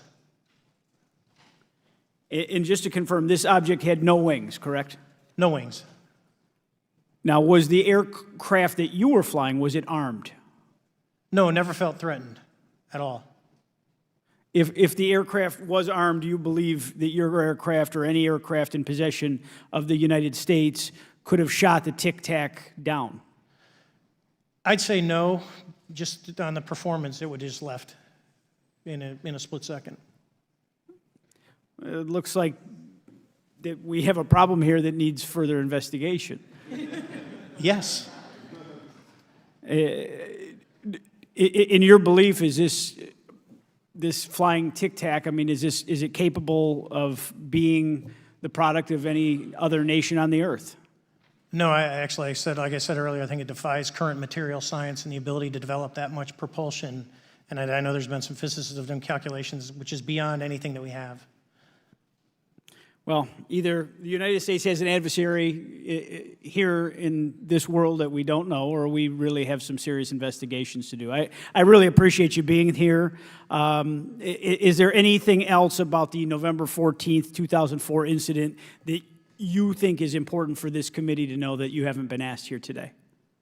No, it's been said it's probably the most credible UFO sighting in history based on all the sensors that were tracking it, and then for us to get visual and to go against the naysayers that it's something on the screen or whatever. I mean, there's 4 sets of human eyeballs. We're all very credible. Of the 6 of us that were involved in the thing, including the video, every one of us is going to do 20-plus years in the military in very responsible positions. So I'd say the world needs to know that it's not a joke. Well, thank you very much for your testimony here today for all of you, and I yield back, Mr. Chairman. Mr. Ogles? Thank you, Mr. Chairman, and thank you all for being here and the courage it took to come forward and again, the sacrifice that each of you have made. I serve on the National Security Subcommittee for the Financial Services Committee, so I really want to stay in the national security lane, if I may. So when we think about traditional adversaries and both us towards them and them towards us, we probe their capabilities. We look for weaknesses, and we collect that data, that reconnaissance for in the event we need it in the future. For each of you, yes or no question, based off of your own experience or the data that you've been privy to, is there any indication that these UAPs could be essentially collecting reconnaissance information? Mr. Graves? Yes. Mr. Grush? Fair assessment, yeah. Mr. Fravor? Very possible. Again, in the national security vein, is it possible that these UAPs would be probing our capabilities? Yes or no, Mr. Graves? Yes. Grush? Yes. Fravor? Definitely. Is it possible that these UAPs are testing for vulnerabilities in our current systems? Yes. Yes. Possible.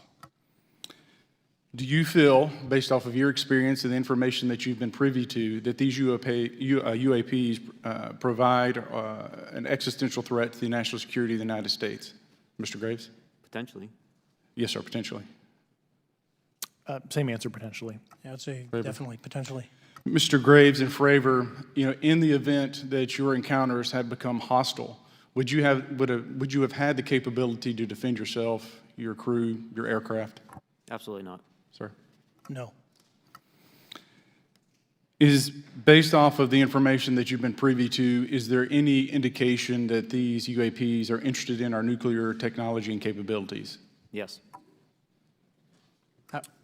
By external observation, sure, that could be a fair assessment, yeah. Yes. Is there any indication that the Department of Energy is involved in UAP data collection and housing? I don't have an answer. I can't confirm or deny that in a public setting. And could you do it in a secure setting? Yes. Mr. Fravor? No, I don't know. Mr. Chairman, I think I'm the last member to go, but there clearly is a threat to the national security of the United States of America. As members of Congress, we have a responsibility to maintain oversight and be aware of these activities so that, if appropriate, we take action. I would encourage the chairman to demand that we have any and all, but in particular Mr. Grush, talk to us in a skiff. And if that access is denied, I will personally volunteer to initiate the Holman Rule against any personnel or any program or any agency that denies access to Congress. Mr. Chairman, with that, I will yield the remainder of my time to my fellow colleague from Tennessee, Mr. Burchett. Thank you, Mr. Chairman. Thank you, Mr. Ogles, for the great questions, brother. Mr. Grush, I might have asked this before, but I want to make sure. Do you have any personal knowledge of someone who's possibly been injured working on legacy UAP reverse engineering? Yes. Okay. How were they injured? Is it something like a radioactive type situation or something we didn't understand? I've heard people talk about Havana syndrome type incidences. What was your recollection of that? I can't get into specifics, but you can imagine assessing an unknown unknown. There's a lot of potentialities you can't fully prepare for. How do you think we ought to handle UAP whistleblower complaints like yours in the future? Yeah, there was some issue with mine. So, PPD-19 process, it goes to the Intel committees, either through PPD-19 or ICD-120. There's not a good way for the Intelligence Community Inspector General to provide that to other committees. And I asked my information to be sent to the House and Senate Armed Services Committee because there are Title X equities at play, but there was no smooth process to do so. Yeah. It's a trash can. Are you aware of any individuals that are participating in reverse engineering programs for non-terrestrial craft? Personally, yes. Do you know any that would be willing to testify if there were protections for them? Certainly closed door and assurances that breaking their NDA, they're not going to get administratively punished for so. Yeah. I yield, Mr. Chairman. Thank you. We're going to do something a little bit out of the ordinary here. We're going to give 3 people a chance at an additional 3 minutes. So, Mr. Burchett, do you want to keep going? Why don't you come back to me, Mr. Chairman? Ms. Luna, if is she on that list? Sure. Chairman, I'd like to submit for the record an article by News Nation, and it follows Mr. Grush's full interview for the record. Without objection. Thank you. Mr. Grush, why is it that you refer to the phenomenon as non-human intelligence? Why deviate from the basis of extraterrestrial life? I think the phenomenon is very complex, and I like to leave an open mind analytically to specific origin. When you say specific origin, are you can you elaborate on that for those that might not? If it's a traditional extraterrestrial origin or something else that we don't quite understand from either a biological or astrophysics perspective, I just like to keep an open mind on what it could be, Okay, and referring to your News Nation interview, you had referenced specific treaties between governments. Article 3 of the Nuclear Arms Treaty with Russia identifies UAPs. It specifically mentions them. To your knowledge, are there safety measures in place with foreign governments or other superpowers to avoid an escalatory situation in the event that a UAP malevolent event occurs? Yeah, you're referring to a public treaty in the UN Register. It's funny you mentioned that. Yeah, the Agreement on Measures to Reduce the Risk of Outbreak of Nuclear War signed in 1971. Unclassified treaty, publicly available.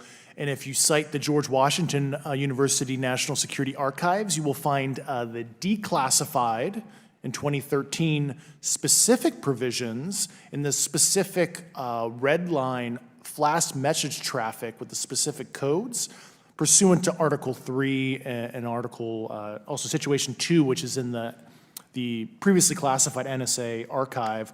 What I would recommend, and I tried to get access, but I got a wall of silence at the White House, was those specific incidents when those message traffic was used. I think some scholarship on that would open the door to a further investigation using those publicly available information.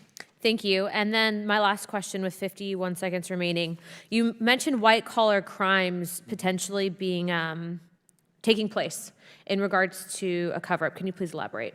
I have concerns based on the interviews I conducted under my official duties of potential violations of the Federal Acquisition Regulations, the FAR. Thank you very much, Chairman. I yield the remainder of my time. Okay, we'll go to Mr. Raskin for 3 minutes. Thanks, Mr. Chair, and I thank the witnesses for their endurance and service today. Mr. Fravor, you've described your episode in detail now, and you call it the most credible UFO sighting in history.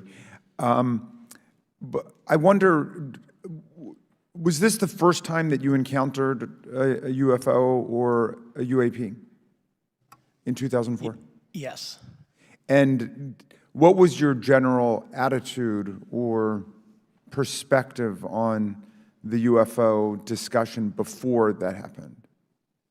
I never felt that we were alone with all the planets out there, but I wasn't a UFO person.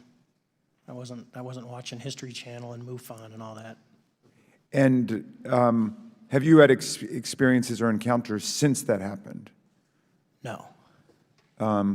And so have you formed any general conclusions about what you think you experienced then? Yes. I think what we experienced was, like I said, well beyond the material science and the capabilities that we had at the time, that we have currently, or that we're going to have in the next 10 to 20 years. Very good. Mr. Grush, you've been able to answer in great detail on certain questions, and then other things you say you're not able to respond to. Can you just explain where you're drawing the line and what's the basis for that? Yeah, based on my DOPSR security review and what they've determined that is unclassified. I see. So you're answering any questions that just call upon your knowledge of unclassified questions, but anything that relates to classified matters you're not commenting on in this context? In an open session, but happy to participate in a closed session at the right level, yeah. Okay. And Mr. Graves, you've said that there are dozens of fellow pilots, military pilots. Are there also commercial pilots who've encountered the same kind of sightings that you described before? They are similar.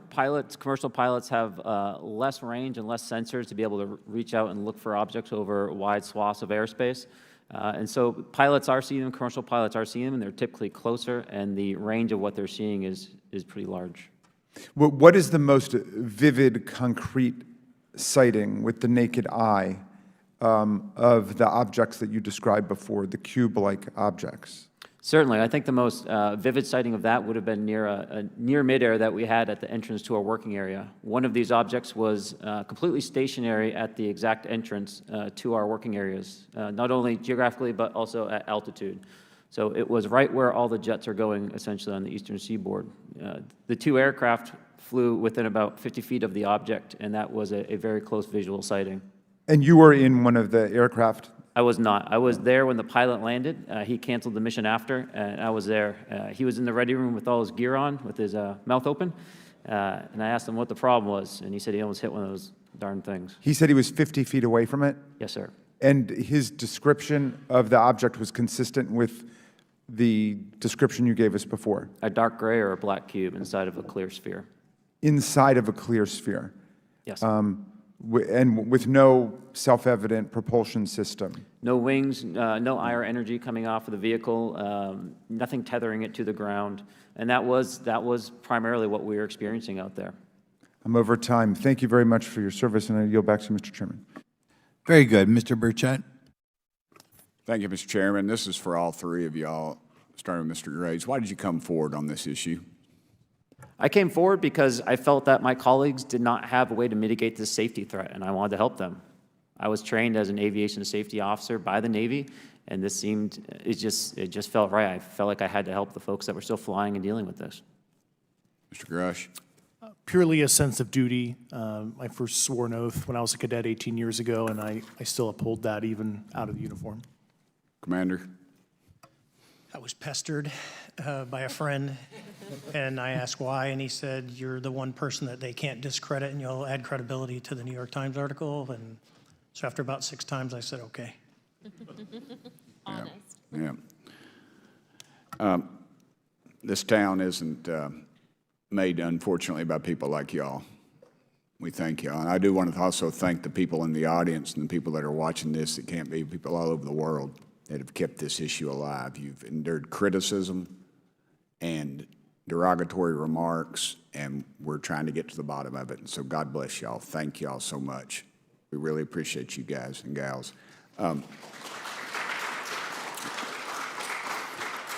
That's why we need term limits. Y'all keep clapping, us politicians just keep talking. So let me ask y'all, how can the public contribute to UAP reporting, and what avenues you think are available to the public to report these sightings? Well, right now, I don't think there is a lot of public options for every man to be able to report on this. I think even for professionals that have sensor data that are seeing these on a regular basis, they're still hesitant to come forward. And so for the general public, I think encouraging the conversations that we're having today, looking for technology solutions that can be distributed so that objective data can be gathered is the first place to go. Mr. Grush? I'll just touch on the whistleblower side of it. I do encourage, current and former military, intelligence community, and industry contractors to come forward in a legal way, either through the IC or DoD or whatever the cognizant IGs are, to lead, join me in this discussion. Commander, and I guess I should say this for the record. My daddy was United States Marine Corps, 1st Marine Division, so. Hoorah. Yes, sir. He was old school, him and Chesty Puller on Peleliu, so thank you, wow. brother. Wow. Yes, sir. I'm not anything like my daddy. He was incredible. I'm very mediocre, to say the least, but go ahead. You seem to be doing fine. Yeah. For me, I was an accident investigator, so the biggest thing that you learn, and I think that witnesses need to do is, one, don't try and make the fish bigger than it was. Stick to the facts, write it down, and don't speculate what you think it is because it will sway your decision. Just write the facts down. We can get all the facts together, and we can start to investigate and get a real honest story instead of it was this big. Thank you all, and I want to thank everybody. We made history today. Mr. Chairman, I yield. Thank you much, Mr. Garcia. Thank you. I know now we're going to be making some closing remarks, and so I just wanted to say a few things. First, to our witnesses, I want to thank all of you for being here with us today. I know that it takes a lot of courage. You're telling really important information to this committee, and I just want to thank you also for all three of you, your service to our country. I also want to just note that today's hearing was both important but also serious, and I want to thank our subcommittee chairman, Mr. Grothman, I think for running a very fair and substantive hearing. I do want to thank the committee staff on both sides for the amount of work that it took to put this hearing in place, and certainly to all the members that have been involved in this issue prior to the hearing. I also want to note for our witnesses and for the public that I'm a freshman member of Congress, and I've only been here for 7 months, but this is by far the most bipartisan conversation and discussion that I have seen happen in the Congress. And I think that a topic of this significance as it relates to our national security, as it relates to information that we're trying to gather for the American public, does bring people together, and I think that's been really great to see. I think it's also important to note for the public, today in our hearing, we had on our side also both our full ranking member, which is Mr. Raskin, and our vice ranking member, which is Ms. Ocasio-Cortez, both here at our hearing. I think it shows the importance and seriousness that our side of the aisle is taking to this important hearing, but also to the broader issue as it relates to working with our Republican counterparts on this committee. I want to additionally add that I think it's really important that we have and continue these discussions and these hearings. Clearly, there's a lot of information that we don't know, but it's also very clear that we have to continue our investigation and accountability on asking the right questions and ensuring that they're part of the public record. One thing that was important today is some folks might wonder, why are we asking questions that might already be out there or that have been asked before? It's important that they're asked and put into the public record as it relates to this committee. And so I want to thank you for, answering some questions multiple times. I know, not just in maybe meetings you had with some members, but also here in the public. Let me also just add an additional note that it's important also that our friends in the media and those that are not just reporting on this hearing, but that have reported on this topic and that may in the future, the media has an important role in this process. And it's very important that the media engages, does independent investigation, and reports on not just what happened today, but what they see independently as what is happening around UAPs in the broader community. That is also an important public benefit that we have in trying to get the information and the facts as it relates to this.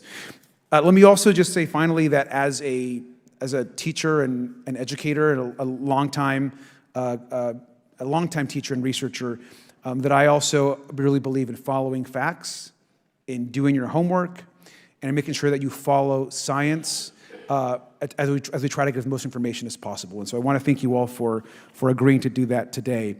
Transparency is a cornerstone of government.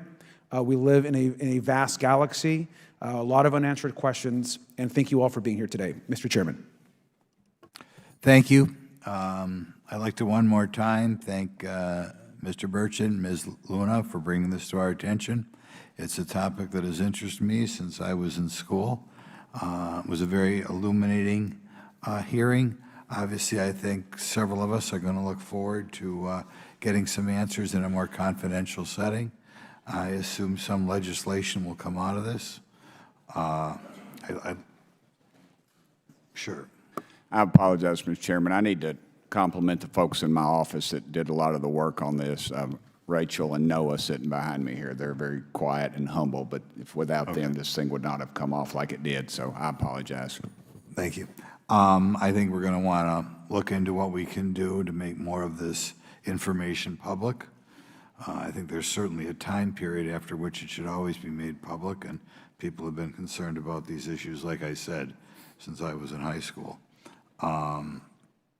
But in any event, I'd like to thank everybody who was here, sticking through the entire hearing.